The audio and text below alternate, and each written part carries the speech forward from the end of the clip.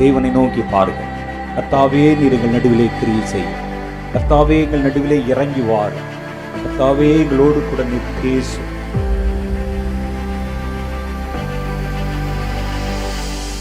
நான் சொல்லுவதை மனதிலே நன்றாக எழுதி வைத்துக் கொள்ளுங்கள். ನಾನು ಹೇಳುವುದನ್ನು ನಿಮ್ಮ ಮನಸ್ಸಲ್ಲಿ ಚೆನ್ನಾಗಿ ಬರೆದಿಟ್ಟುಕೊಳ್ಳ್ರಿ. ಕರ್ತனுடைய ಮನುಷ್ಯன், ನಾನು ಕರ್ತನ ಮನುಷ್ಯನು. ಕರ್ತனுடைய பிரசன்னத்திலே நிற்கிறேன். ಕರ್ತನ ಸಾನ್ನಿಧ್ಯದಲ್ಲಿ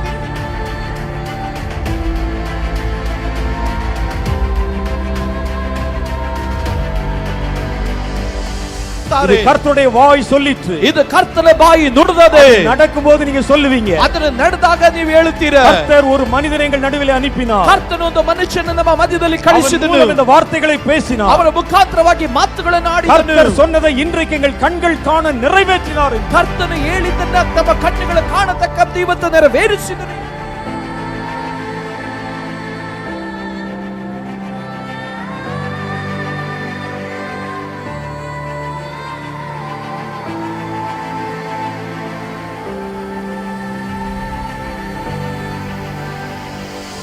நாங்கள் மனிதர்கள் மேல் அல்ல, ನಾವು ಮನುಷ್ಯರ ಮೇಲೆ ಅಲ್ಲ, வானத்தையும் பூமியும் உண்டாக்கின கர்த்தர் மேல் நம்பிக்கை உடையவர்கள். ಆಕಾಶ ಭೂಮಿಯನ್ನು ಉಂಟು ಮಾಡಿದ ದೇವರ ಮೇಲೆ ನಂಬಿಕೆ ಉಳ್ಳವರು. ஒன்றை மாத்திரம் செய்யுங்கள். ಒಂದೇ ಒಂದು ಕಾರ್ಯವನ್ನು ಮಾಡ್ರಿ. வலப்புறம் இடப்புறம் விலகாமல் உங்கள் தேவனாகிய கர்த்தரை நோக்கி பாருங்கள். ಎಡಗಡೆ ಬಲಗಡೆ ತಿರುಗಿಕೊಳ್ಳದಂತೆ ನಿಮ್ಮ ದೇವರಾಗಿರುವ ಕರ್ತನನ್ನು ಮಾತ್ರವೇ ನೀವು ದೃಷ್ಟಿಸಿರಿ. கட்டளைகளிலே உறுதியாய் நில்லுங்கள்.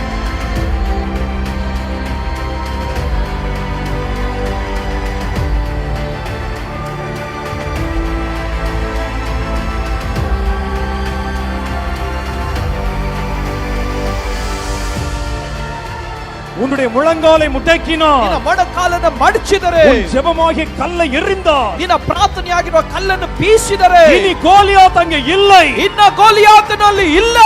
ரட்சிப்பு கர்த்தரால் வரும். ರಕ್ಷಣೆಯು ಯೆಹೋವನಿಂದಲೇ. கர்த்தருடைய ஆவியினாலே அதாகும். ಅದು ಕರ್ತನ ಆತ್ಮನಿಂದಲೇ ಅದಾಗುತ್ತದೆ. அந்நிய கண்கள் அல்ல, ಅನ್ಯರ ಕಣ್ಣಲ್ಲ. சொந்த கண்கள் அதை பார்க்க போகிறது. ನಿಮ್ಮ ಸ್ವಂತ ಕಣ್ಣುಗಳು ಅದನ್ನು ನೋಡಲಿಕ್ಕೆ ಹೋಗುತ್ತದೆ. சேனைகளின் கர்த்தர் சொல்லுகிறார். ಸೈನಾಧೀಶ್ವರನಾದ ಕರ್ತನು ಹೇಳುತ್ತಾ ಇದ್ದಾನೆ. சேனைகளின் கர்த்தர் சொல்லுகிறார். ಸೈನಾಧೀಶ್ವರನಾದ ಕರ್ತನು ಹೇಳುತ್ತಾ.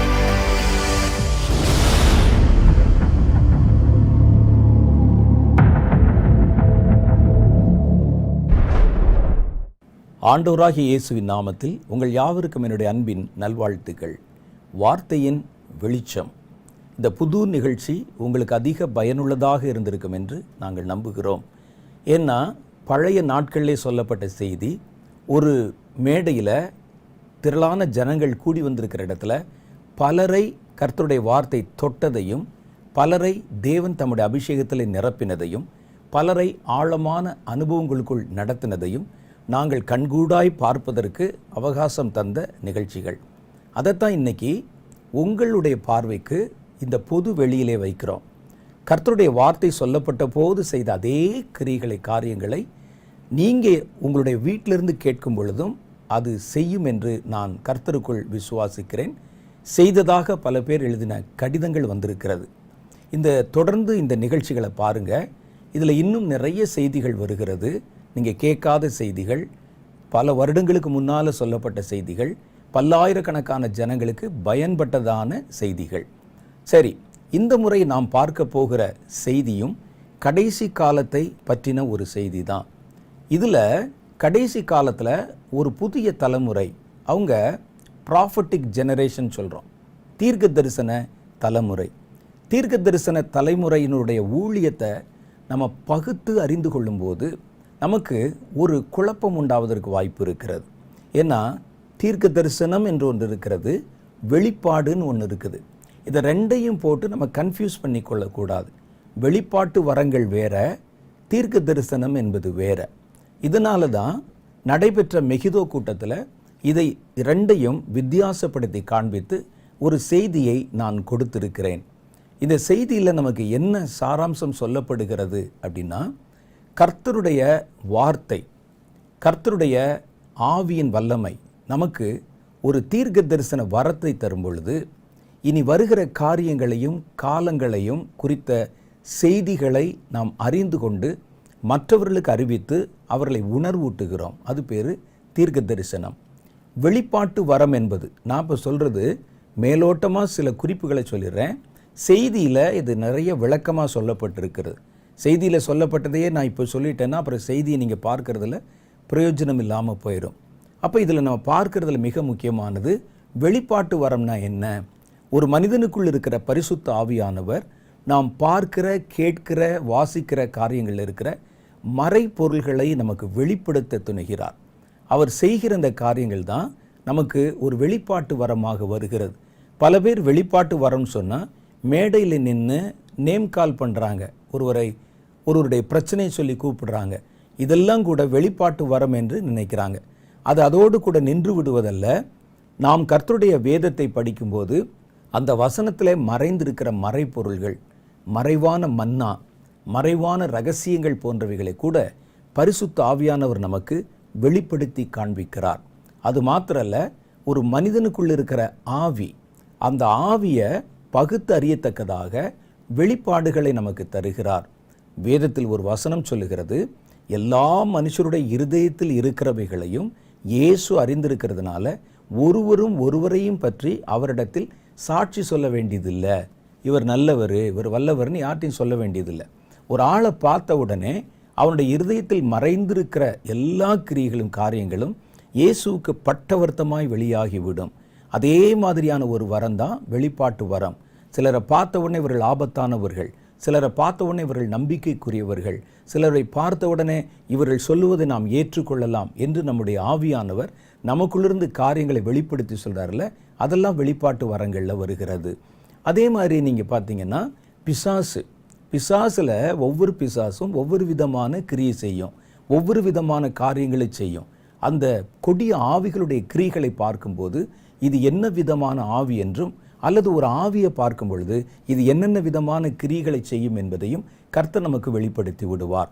மாத்திரல்ல, நம்ம ஜெபம் பண்ணும்போது நாம் எதற்கு ஜெபிக்கணும்னு சில சமயங்களில் நாம் ஜெபிக்க வேண்டிய சில சமயம் அறியாத காரியமாக இருக்கும், அறியாத தேசமாக இருக்கும். அதெல்லாம் கூட கர்த்தர் வெளிப்படுத்தி இதற்காக ஜெபி என்று நம்மை அவர் சொல்லுவார். இதெல்லாம் கூட வெளிப்பாட்டு வரங்கள்.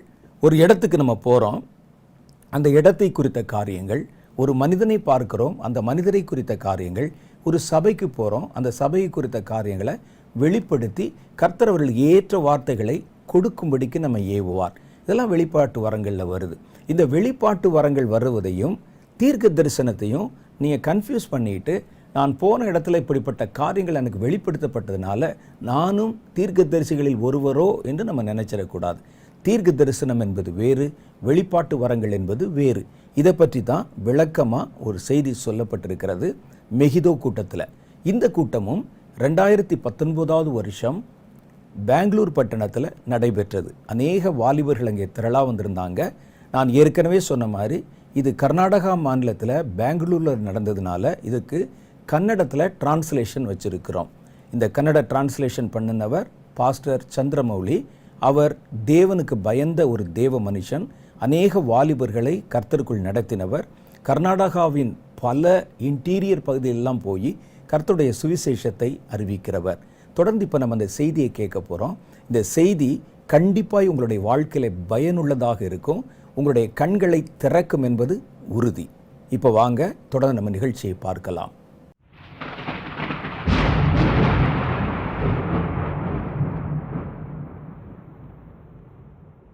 ಕಡೆಸಿ ಕಾಲದಲ್ಲಿ ஒரு மகா பெரிய ಯುದ್ಧத்திற்கு உலகம் ஆயத்தப்படுகிறது. ಕಡೆಯ ಕಾಲದಲ್ಲಿ ಒಂದು ಮಹಾ ಯುದ್ಧಕ್ಕೋಸ್ಕರವಾಗಿ ಲೋಕ ಸಿದ್ಧವಾಗುತ್ತಾ ಇದೆ. உலகத்தில் என்னென்னலாம் அடுத்தடுத்து நடக்க வேண்டும் என்பதை பரலோகம் தீர்மானம் செய்கிறது. ಲೋಕದಲ್ಲಿ ಒಂದರ ನಂತರವಾಗಿ ಮತ್ತೊಂದು ಏನು ನಡಿಬೇಕು ಎಂಬುದು ಪರಲೋಕ ನಿರ್ಣಯಿಸುತ್ತದೆ. உலகத்தில் தேவன் செய்ய போகிற காரியங்களை கர்த்தர் பரலோகத்திலே திட்டம் செய்திருக்கிறார். ಲೋಕದಲ್ಲಿ ನಡೀಲಿಕ್ಕೆ ಹೋಗುವಂತ ಸಂಗತಿಗಳ ಕುರಿತಾಗಿ ಪರಲೋಕದಲ್ಲಿ ದೇವರು ಉದ್ದೇಶಗಳನ್ನು ಸಂಕಲ್ಪಿಸಿದ್ದಾನೆ. அவர் செய்ய போகிற காரியங்களை மனிதர்களுக்கும் அவர் வெளிப்படுத்தி இருக்கிறார். ಆತನು ಮಾಡಲಿಕ್ಕೆ ಹೋಗುವಂತ ಕಾರ್ಯಗಳನ್ನು ದೇವರು ಮನುಷ್ಯರಿಗೆ ಪ್ರಕಟಿಸುತ್ತಾನೆ.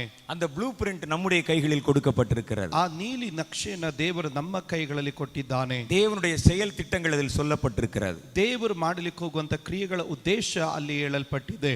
அந்த வேத புஸ்தகத்தை நாம் எடுத்து வாசித்து பார்க்கும் பொழுது ನಾವು ಸತ್ಯವೇದ ಗ್ರಂಥವನ್ನು ತೆಗೆದು ಓದಿದಾಗ அதில் தேவன் இனி செய்ய போகிற காரியங்களுடைய தொகை அங்கே கணக்கிடப்பட்டிருக்கிறது. ಅಲ್ಲಿ ದೇವರು ಮಾಡಲಿಕ್ಕೆ ಹೋಗುವಂತ ಕಾರ್ಯಗಳ ಕುರಿತಾದಂತ ಸಂಖ್ಯೆಗಳು ಅಲ್ಲಿ ಹೇಳಲ್ಪಡುತ್ತದೆ. இனி வருகிற எதிர்காலத்தை குறித்த தேவனுடைய திட்டத்தை விளங்கிக் கொள்ள ಇನ್ನು ಬರ್ಲಿಕ್ಕೆ ಹೋಗುವಂತ ದೇವರ ಭವಿಷ್ಯದ ಉದ್ದೇಶಗಳನ್ನು ಅರ್ಥ ಮಾಡಿಕೊಳ್ಳುತ್ತಾರೆ. அநேக தீர்க்க தரிசன புஸ்தகங்களை கர்த்தர் வேதத்தில் வைத்திருக்கிறார். ಅನೇಕ ಪ್ರವಾದನೆಯ ಪುಸ್ತಕಗಳನ್ನ ದೇವರು ಸತ್ಯವೇದ ಗ್ರಂಥದಲ್ಲಿ ಇಟ್ಟಿದ್ದಾನೆ. குறிப்பா அப்படிப்பட்ட புத்தகங்களை வாசிக்க விரும்பினால் ನೀವು ಆ ರೀತಿ ಪುಸ್ತಕಗಳನ್ನು ಓದಲಿಕ್ಕಾಗಿ ನೀವು ಬಯಸುವುದಾದರೆ இந்த வெளிப்படுத்தின விசேஷம் என்ற ஒரு புத்தகம் இருக்கிறது. ಪ್ರಕಟಣೆಯ ಪುಸ್ತಕ ಎಂಬುದಾಗಿ ಒಂದು ಪುಸ್ತಕ ಉಂಟು. அதுல இனி வருகிற கடைசி காலத்துல கர்த்தர் செய்ய போகிற காரியங்களுடைய விவரங்கள் அதில் அடங்கி இருக்கிறது. ಅಲ್ಲಿ ಮುಂದೆ ದೇವರು ಮುಂದಿನ ಕಾಲಘಟ್ಟದಲ್ಲಿ ಮಾಡಲಿಕ್ಕೆ ಹೋಗುವಂತ ಕಾರ್ಯಗಳ ಕುರಿತಾದ ವಿವರಣೆ ಅದರ ಒಳಗಡೆ ಇದೆ. அதே போல இன்னும் நிறைய தீர்க்க தரிசன புஸ்தகங்கள் இருக்கிறது. ಅದೇ ರೀತಿ ಇನ್ನು ಅನೇಕ ಪ್ರವಾದನೆಯ ಪುಸ್ತಕಗಳುಂಟು.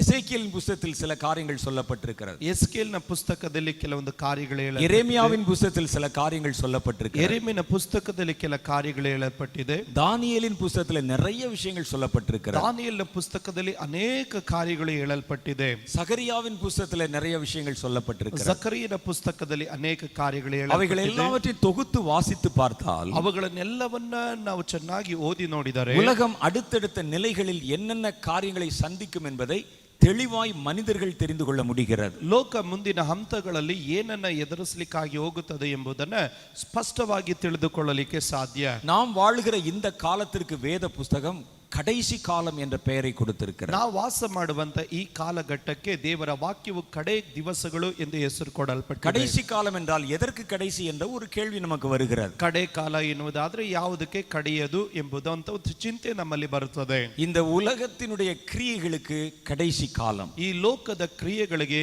ಒಂದು ಕೊನೆಯ ಕಾಲ. சாத்தானுக்கு அடிமைப்பட்டு போன இந்த உலகத்தினுடைய முடிவு காலம். ಈಗ ಸೈತಾನನಿಗೆ ಅಧೀನವಾದಂತ ಈ ಲೋಕಕ್ಕೆ ಒಂದು ಕೊನೆಯ ಕಾಲ. இதுல என்னென்ன சம்பவங்கள் எல்லாம் நடக்கும் என்பதை வேதம் விலாவாரியா நமக்கு விளக்குகிறது. ಇದರ ಒಳಗಡೆ ಏನೆಲ್ಲ ಘಟನೆಗಳು ನಡೀಲಿಕ್ಕೆ ಹೋಗುತ್ತದೆ ಎಂದು ದೇವರ ವಾಕ್ಯ ಸ್ಪಷ್ಟವಾಗಿ ನಮಗೆ ತಿಳಿಸಿಕೊಡುತ್ತದೆ.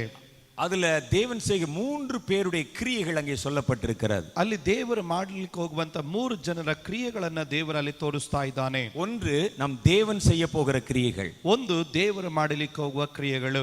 இரண்டாவது பிசாசு செய்கிற கிரியை. ಎರಡನೇದಾಗಿ ಸೈತಾನನ ಮಾಡುವ ಕ್ರಿಯೆಗಳು. மூன்றாவது மனிதர்கள் செய்கிற கிரியை. ಮೂರನೇದಾಗಿ ಮನುಷ್ಯರು ಮಾಡುವ ಕ್ರಿಯೆಗಳು. இந்த மூணையும் வேத புஸ்தகம் தெளிவாக நமக்கு திட்டமிட்டு சொல்லி இருக்கிறது. ಈ 3 ಕಾರ್ಯಗಳನ್ನ ದೇವರ ವಾಕ್ಯ ನಮಗೆ ಸ್ಪಷ್ಟವಾಗಿ ಉದ್ದೇಶ ಪ್ರಕಾರವಾಗಿ ನಮ್ಮ ಬಳಿಯಲ್ಲಿ ಮಾತನಾಡುತ್ತದೆ. அதெல்லாம் நம்ம வாசித்தோம். கடைசி நாட்கள்ல பிசாசு என்னென்ன கிரியெல்லாம் செய்ய போறான். ಅದ್ರ ಕುರಿತಾಗಿ ನಾವು ಓದಿದ್ವಿ. ಸೈತಾನನು ಕಡೆ ಕಾಲದಲ್ಲಿ ಏನ್ ಮಾಡ್ತಾನೆ. இந்த கடைசி கால முடிவில் ஒரு பெரிய யுத்தம் நடக்க போகிறது. ಈ ಕಡೆ ಕಾಲದ ಕೊನೆಯಲ್ಲಿ ಒಂದು ದೊಡ್ಡ ಯುದ್ಧ ನಡೀಲಿಕ್ಕೆ ಹೋಗುತ್ತದೆ. இந்த உலகம் யாருக்கு சொந்தம் என்கிறதற்கு ஒரு தீர்ப்பு வரப்போகிறது. ಈ ಲೋಕಕ್ಕೆ ಯಾರಿಗೆ ಸ್ವಂತವಾದದ್ದು ಎಂಬುವಂತ ಒಂದು ತೀರ್ಪು ಬರ್ಲಿಕ್ಕೆ ಹೋಗುತ್ತದೆ.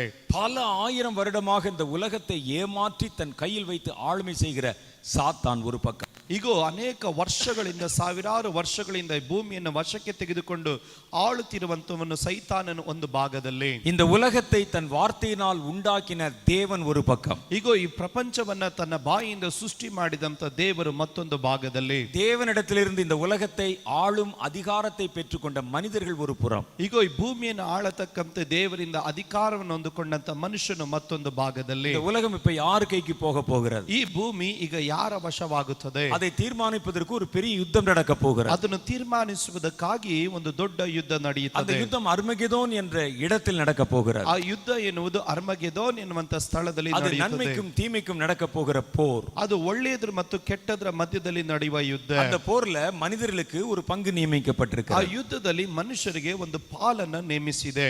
அவங்க இந்த 2 அணியில் ஏதாவது ஒரு அணியில் நிற்க வேண்டும். ಈ 2 ಪಕ್ಷದಲ್ಲಿ ಯಾವುದಾದ್ರೂ ಒಂದು ಪಕ್ಷದಲ್ಲಿ ಮನುಷ್ಯನು ನಿಲ್ಲಬೇಕು. அந்த நாள்ல வீட்ல யாரும் சும்மா வீட்ல உட்கார்ந்திருக்க முடியாது. ಆ ದಿವಸದಲ್ಲಿ ಯಾರು ಸುಮ್ಮನೆ ಮನೆಯಲ್ಲಿ ಇರಲಿಕ್ಕೆ ಆಗೋದಿಲ್ಲ. ஒன்று நீங்கள் பிசாசின் சேனையில் இருக்கணும், ಒಂದು ನೀವು ಸೈತಾನನ ಸೈನ್ಯದಲ್ಲಿ ಇರಬೇಕು, அல்லது தேவனுடைய சேனையில் இருக்கணும். ಇಲ್ಲದಿದ್ರೆ ಸೈತಾನನ ದೇವರ ಸೈನ್ಯದಲ್ಲಿ ಇರಬೇಕು. தேவன் பட்சத்தில் திரளான பேர் அங்கே நிற்பார்கள். ಈಗ ದೇವರ ಪಕ್ಷದಲ್ಲಿ ಹೇರಳವಾದ ಜನರು ಇರುತ್ತಾರೆ. இயேசு கிறிஸ்து வெள்ளை குதிரையில் வந்து நிற்பார். ಯೇಸು ಸ್ವಾಮಿ ಬಿಳಿ ಕುದುರೆಯಲ್ಲಿ ಬಂದು ಇರುತ್ತಾನೆ. அவரோடு கூட நிறைய தேவதூதர்கள் வானத்திலிருந்து இறங்கி வந்திருப்பாங்க. ಆತನ ಸಂಗಡವಾಗಿ ಅಸಂಖ್ಯವಾದ ದೇವದೂತರು ಆಕಾಶದಿಂದ ಇಳಿದು ಇಳಿದು ಬಂದಿರುತ್ತಾರೆ. கர்த்தருக்குள் மரித்த பரிசுத்தவான்கள் வானத்திலிருந்து இறங்கி வருவாங்க. ಕರ್ತನಲ್ಲಿ ಸದ್ದಂತ ಪರಿಶುದ್ಧರು ಅವರ ಆಕಾಶದಿಂದ ಇಳಿದು ಬರುತ್ತಾರೆ. பூமியில் அவரோடு கூட வாழ்கிற தேவனுடைய பிள்ளைகள் அந்த இடத்துல கூட்டி சேர்க்கப்படுவாங்க. ಈಗ ಭೂಮಿಯಲ್ಲಿ ಆತನ ಸಂಗಡವಾಗಿ ಜೀವಿಸುತ್ತಿರುವ ದೇವರ ಮಕ್ಕಳು ಆ ಸ್ಥಳದಲ್ಲಿ ಆತನ ಸಂಗಡ ಒಟ್ಟಾಗಿ ಸೇರಿಸಲ್ಪಡುತ್ತಾರೆ. இன்னொரு பட்சத்திலே பிசாசும் அவனுடைய தூதர்களும் கூட இருப்பாங்க. ಮತ್ತೊಂದು ಭಾಗದಲ್ಲಿ ಸೈತಾನನು ಅವನಿಗೆ ಒಳಪಟ್ಟ ದೂತರುಗಳು ಇರುತ್ತಾರೆ.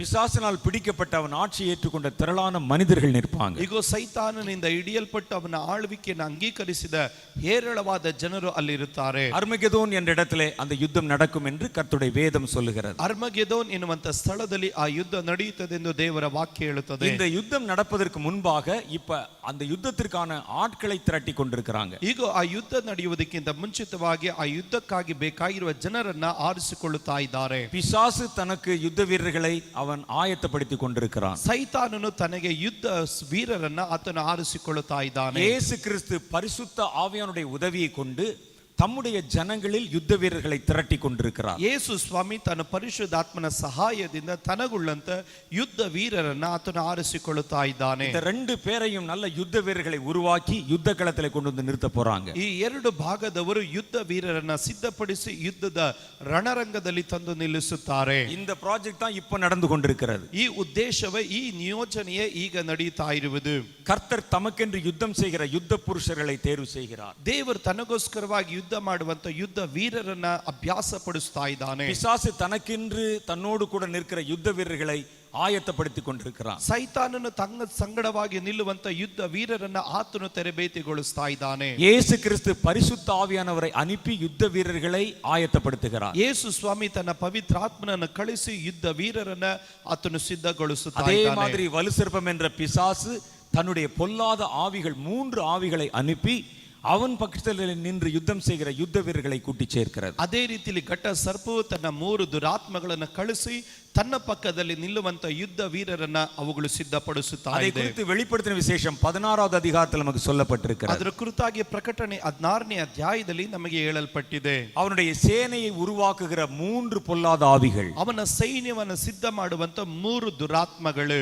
இதுதான் மனிதர்களை யுத்தத்திற்கு ஆயத்தப்படுத்தி இயேசுக்கு எதிராளிகளாக உருவாக்கி யுத்த களத்தில் கொண்டு வந்து சேர்க்க போகிற ஆவிகள். ಈ ದುರಾತ್ಮಗಳೇ ಆಗಿರುತ್ತದೆ ಮನುಷ್ಯರನ್ನ ಪ್ರೇರೇಪಿಸಿ ಕ್ರಿಸ್ತನ ವಿರುದ್ಧವಾಗಿ ಅವರನ್ನು ನಿಲ್ಲಿಸಿ ಯುದ್ಧದ ರಣರಂಗದಲ್ಲಿ ತಂದು ಇವರನ್ನ ಒಟ್ಟಾಗಿ ಸೇರಿಸುವ ದುರಾತ್ಮಗಳು. நம்மிடத்தில் இங்கே பேசும்போது நிறைய ஆவிகளை குறித்து சிலர் தன்னுடைய சாட்சியை பகிர்ந்து கொண்டாங்க. ಈಗ ನಮ್ಮ ಬಳಿಯಲ್ಲಿ ಅನೇಕರು ತಮ್ಮ ಸಾಕ್ಷಿಗಳ ಮುಖಾಂತರ ಅನೇಕ ಆತ್ಮಗಳ ಕುರಿತಾಗಿ ಮಾತನಾಡಿದರು. நிறைய ஆராதனை செய்யக்கூடியதாக காணப்படுகிற கானானி ஆவிகளை பற்றி பேசினாங்க. ಆರಾಧನೆಗಳಿಗೆ ಒಳಪಟ್ಟಂತ ಕಾನ್ಯಾನಿಗಳ ದೇವತೆಗಳನ್ನ ದುರಾತ್ಮಗಳನ್ನ ಗಮನಿಸುತ್ತೇವೆ. அவைகள் எல்லாம் நிறைய பொல்லாத ஆவிகள் இருந்த போதிலும் ಅವರೆಲ್ಲ ಒಂದು ಹೇರಳವಾದ ದುರಾತ್ಮಗಳು ಇರುವುದಾದರೂ ಸಹ இந்த 3 தவளையின் ஆவிகள் தான் மிக பிரதானமானவைகள். ಈ 3 ಕಪ್ಪೆಯ ಆತ್ಮಗಳೇ ಬಹಳ ಪ್ರಾಮುಖ್ಯವಾದವುಗಳು. இதுதான் லீடர்ஸ். ಇವುಗಳೇ ನಾಯಕರು. இவைகள் எங்கிருந்து புறப்படுகின்றன என்றால் ಇವುಗಳು ಎಲ್ಲಿಂದ ಹೊರಟು ಬರ್ತಾ ಇದಂದರೆ வலுசர்ப்பத்துக்குள்ளிருந்து வெளியே வருது. ಈಗ ಘಟ ಸರ್ಪದಿಂದ ಹೊರಗಡೆ ಬರುತ್ತಾ ಇದೆ. மற்ற ஆவிகள் இந்த கானானி ஆவிகள் பாதாளத்திலிருந்து மேலேறி வருகிறது. ಈ ಕಾನಾನ್ಯರ ಆತ್ಮಗಳು ದುರಾತ್ಮಗಳು ಅದು ಪಾತಾಳದಿಂದ ಮೇಲಕ್ಕೆ ಬರುತ್ತದೆ. வானமண்டலத்தின் பொல்லாத ஆவி வானமண்டலத்திலிருந்து இறங்கி வருகிறது. ಈಗ ಆಕಾಶ ಮಂಡಲದಲ್ಲಿರುವಂತ ದುರಾತ್ಮಗಳು ಆಕಾಶದಿಂದ ಇಳಿದು ಬರುತ್ತದೆ. ஆனா இந்த 3 பொல்லாத ஆவியும் ಆದ್ರೆ ಈ 3 ದುರಾತ್ಮಗಳು சாத்தானுக்குள் இருந்து புறப்படுகின்றன. ಅದು ಸೈತಾನನ ಒಳಗಡೆ ಇದ್ದುಕೊಂಡು ಹೊರಗಡೆ ಬರುತ್ತಾ ಇದೆ. ஒன்று வலுசர்ப்பத்துக்குள்ளிருந்து வெளியே வருகிறது.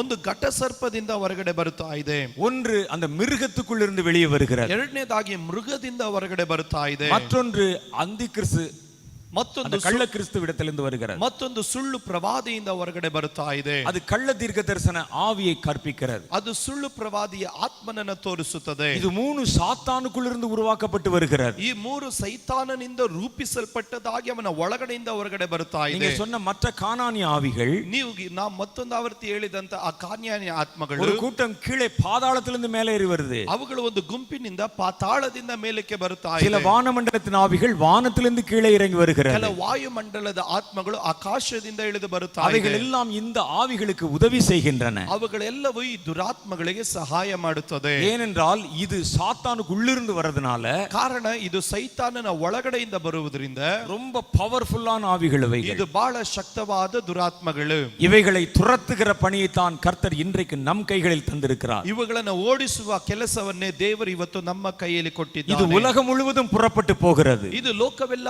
ತಿರುಗಾಡುತ್ತದೆ. மனிதர்களை வஞ்சிக்கிறது, ಮನುಷ್ಯರನ್ನ ವಂಚಿಸುತ್ತದೆ, ராஜாக்களை வஞ்சிக்கிறது, ಅರಸರುಗಳನ್ನ ವಂಚಿಸುತ್ತದೆ, பெரிய பெரிய ஆளுமை செய்கிறவர்களை வஞ்சிக்கிறது, ದೊಡ್ಡ ದೊಡ್ಡ ಆಳ್ವಿಕೆದಾರರನ್ನ ವಂಚಿಸುತ್ತದೆ, ஆன்மீகவாதிகளை வஞ்சிக்கிறது, ಆತ್ಮಿಕವಾದಿಗಳನ್ನ ವಂಚಿಸುತ್ತದೆ, சபைகளையும் ஊழியர்களையும் வஞ்சிக்க புறப்படுகிறது. ಸಭೆಗಳನ್ನ ಸೇವಕರನ್ನ ವಂಚಿಸುವುದಕ್ಕಾಗಿ ಹೊರಟು ಹೋಗುತ್ತದೆ. ஒரு தவளை வலுசர்ப்பத்தின் வாயிலிருந்து புறப்பட்டது. ಈಗ ಒಂದು ಕಪ್ಪೆಯು ಅದು ಕಟ್ಟಸರ್ಪದ ಬಾಯಿಯಿಂದ ಹೊರಗಡೆ ಬಂದಿತ್ತು. அது சமுதாயத்தை கெடுப்பதற்காக புறப்படுகிறது. ಅದು ಸಮುದಾಯವನ್ನು ಕೆಡಿಸುವುದಕ್ಕಾಗಿ ಹೊರಟು ಹೋಯಿತು. இன்னொரு ஆவி அந்தி கிறிஸ்து என்று சொல்லுகிற மிருகத்திலிருந்து புறப்படுகிறது. ಮತ್ತೊಂದು ಆತ್ಮನು ಅಂತ್ಯ ಕ್ರೈಸ್ತನು ಎಂದು ಕರೆಯಲ್ಪಡುವಂತ ಮೃಗದ ಬಾಯಿಯಿಂದ ಹೊರಗಡೆ அந்த ಬಂದಿತ್ತು. ஆவி அதிகாரத்திலும் ஆளுமை செய்கிறவர்கள் நடுவிலும் கிரியை செய்ய போகிறது. ಆ ಆತ್ಮನು ಆಳ್ವಿಕೆ ಮಾಡುವವರು ಮತ್ತು ಅಧಿಕಾರ ಇರುವಂತ ಜನರ ಮಧ್ಯದಲ್ಲಿ ಕ್ರಿಯೆ ಮಾಡಲಿಕ್ಕೆ ಹೋಗುತ್ತದೆ. இன்னொரு ஆவி கள்ள தீர்க்கதரிசியின் வாயிலிருந்து பிறக்கிறது. ಇನ್ನೊಂದು ಆತ್ಮವು ಸುಳ್ಳು ಪ್ರವಾದಿ ಬಾಯಿಯಿಂದ ಹುಟ್ಟುತ್ತಾ ಇದೆ. இது சபைகளையும் ஆன்மீகவாதிகளையும் குறிவைத்து போகிறது. ಇದು ಸಭೆಗಳನ್ನು ಮತ್ತು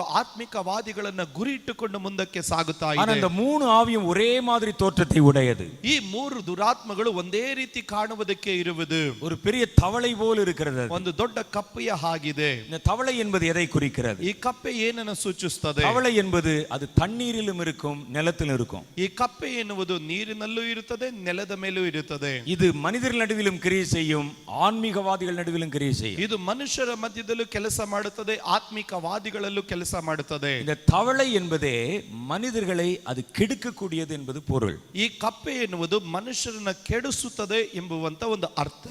சங்கீத புஸ்தகம் 78வது அதிகாரம் 45வது வசனத்தில் தவளைகளை குறித்த ஒரு வார்த்தை சொல்லப்படுகிறது. ಕೀರ್ತನೆಗಳು 78ನೇ ಅಧ್ಯಾಯದ 45ನೇ ವಚನದಲ್ಲಿ ಕಪ್ಪೆಗಳ ಕುರಿತಾಗಿ ಮಾತನಾಡುತ್ತದೆ. சங்கீத புஸ்தகம் 78:45. ಕೀರ್ತನೆಗಳು 78:45. அவர்களை அழிக்கும்படி அந்த வண்டு ஜாதிகளையும் அவர்களை கெடுக்கும்படி இந்த தவளைகளையும் அவர்களுக்குள்ளே அனுப்பினார். ಅವರನ್ನ ನಾಶ ಮಾಡುವ ವಿಷದ ಹುಳುಗಳನ್ನು ಹಾಳು ಮಾಡುವ ಕಪ್ಪೆಗಳನ್ನು ಕಳಿಸಿಕೊಟ್ಟನು. அழிக்கும்படிக்கும் அது கெடுக்கும்படிக்கும். ಈಗ ನಾಶ ಮಾಡುವುದಕ್ಕೂ ಹಾಳು ಮಾಡುವುದಕ್ಕೂ ஜனங்களை இந்த தவளை நாவி அது கெடுக்க ஆரம்பிக்குது. ಈಗ ಕಪ್ಪೆಗಳ ಆತ್ಮಗಳು ಜನರನ್ನ ಹಾಳು ಮಾಡುತ್ತವೆ. அதை அடையாளப்படுத்தத்தான் கர்த்தர் அந்த ஆவிகளுக்கு ஒரு உருவத்தை காண்பித்திருக்கிறார். ಅದನ್ನು ಗುರುತನ್ನು ತೋರಿಸಲಿಕ್ಕಾಗಿ ದೇವರು ಆ ಆತ್ಮಗಳಿಗೆ ಒಂದು ರೂಪವನ್ನು ಕೊಡುತ್ತಾ ಇದ್ದಾನೆ. ஆண்டவருடைய வேதம் சொல்லுகிறது, ದೇವರ ವಾಕ್ಯ ಹೇಳುತ್ತದೆ, இந்த தவளைகள் என்பது ஜனங்களை கெடுக்கக்கூடிய தன்மைக்கு பெயர். ಈ ಕಪ್ಪೆಗಳು ಇದು ಹಾಳು ಮಾಡುವುದಕ್ಕಾಗಿ ಹೆಸರುಳ್ಳದ್ದು. இந்த மூணு ஆவியுமே ஒரே குணத்தை கொண்டவைதான். ಈ ಮೂರು ಆತ್ಮಗಳು ಒಂದೇ ಗುಣ ಉಳ್ಳದ್ದು. ஒன்னு சமுதாயத்தை கெடுக்கும், ಒಂದು ಸಮುದಾಯವನ್ನು ಹಾಳು ಮಾಡುತ್ತದೆ, ஒன்னு அதிகாரத்தில் உள்ளவர்களை கெடுக்கும், ಒಂದು ಅಧಿಕಾರ ಉಳ್ಳವರನ್ನು ಹಾಳು ಮಾಡುತ್ತದೆ, ஒன்னு சபைகளை கெடுக்கும். ಮೂರನೇದಾಗಿ ಸಭೆಗಳನ್ನು ಹಾಳು ಮಾಡುತ್ತದೆ. சபை மாத்திரமல்ல, ஆன்மீகவாதிகளை கெடுக்கும். ಸಭೆಗಳನ್ನು ಮಾತ್ರ ಅಲ್ಲ, ಆತ್ಮಿಕವಾದಿಗಳನ್ನು ಕೆಡಿಸುತ್ತದೆ. இந்த ஆவிகள் தான் இப்பொழுது திரளாய் கிரியை செய்து கொண்டிருக்கின்றன. ಈ ಆತ್ಮಗಳೇ ಈಗ ಹೇರಳವಾಗಿ ಕ್ರಿಯೆ ಮಾಡುತ್ತಾ ಇರುವುದು. அவைகள் பூமியின் எல்லா இடங்களிலும் நிலைகளிலும் கிரியை செய்து பார்க்க முடியுது. ಅದು ಭೂಮಿಯಲ್ಲಿರುವಂತ ಎಲ್ಲಾ ಸ್ಥಳಗಳಲ್ಲೂ ಕ್ರಿಯೆ ಮಾಡುವುದನ್ನು இதனுடைய ನೋಡುತ್ತೀರಿ. நோக்கம் என்னவென்றால், ಇದರ ಉದ್ದೇಶವೇನೆಂದರೆ மனிதர்களை கெடுத்து ಮನುಷ್ಯರನ್ನು ಹಾಳು ಮಾಡಿ இயேசுவுக்கு எதிரானவர்களாக மாற்றி ಯೇಸುವಿಗೆ ವಿರೋಧಿಗಳಾಗಿ ಮಾರ್ಪಡಿಸಿ அர்மகெதோன்ல அவங்களை கொண்டு வந்து சேர்த்து ಅರ್ಮಗೆದೋನ್ನಲ್ಲಿ ಅವರ ತಂದು ನಿಲ್ಲಿಸಿ இயேசுவுக்கு எதிராக நிற்க வைக்க வேண்டும். ಯೇಸುವನ್ನ ವಿರೋಧವಾಗಿ ನಿಲ್ಲಿಸಬೇಕು. அவரோட சண்டை போட வைக்கணும். ಆತನ ಸಂಗಡ ಯುದ್ಧ ಮಾಡಿಸಬೇಕು. அதான் அந்த ஆவிகளுடைய முக்கியமான நோக்கம். ಅದಾಗಿರ್ತದೆ ಈ ದುರಾತ್ಮಗಳ ಪ್ರಾಮುಖ್ಯವಾದ ಉದ್ದೇಶ. அதுதான் வெளிப்படுத்தல் 16:13 16 வரைக்கும் உண்டான வசனங்கள் சொல்லுகிறது. ಅದರಿಂದಲೇ ಪ್ರಕಟಣೆ 16ನೇ ಅಧ್ಯಾಯದ 13ನೇ ವಚನದಿಂದ 16ನೇ ವಚನ ಹೇಳುತ್ತದೆ, அப்பொழுது வலுசர்ப்பத்தின் வாயிலும் மிருகத்தின் வாயிலும் கள்ளத்தீர்க்கதரிசியின் வாயிலும் இருந்து இந்த தவளைகளுக்கு ஒப்பான 3 அசுத்தாவிகள் புறப்பட்டு வர கண்டேன்.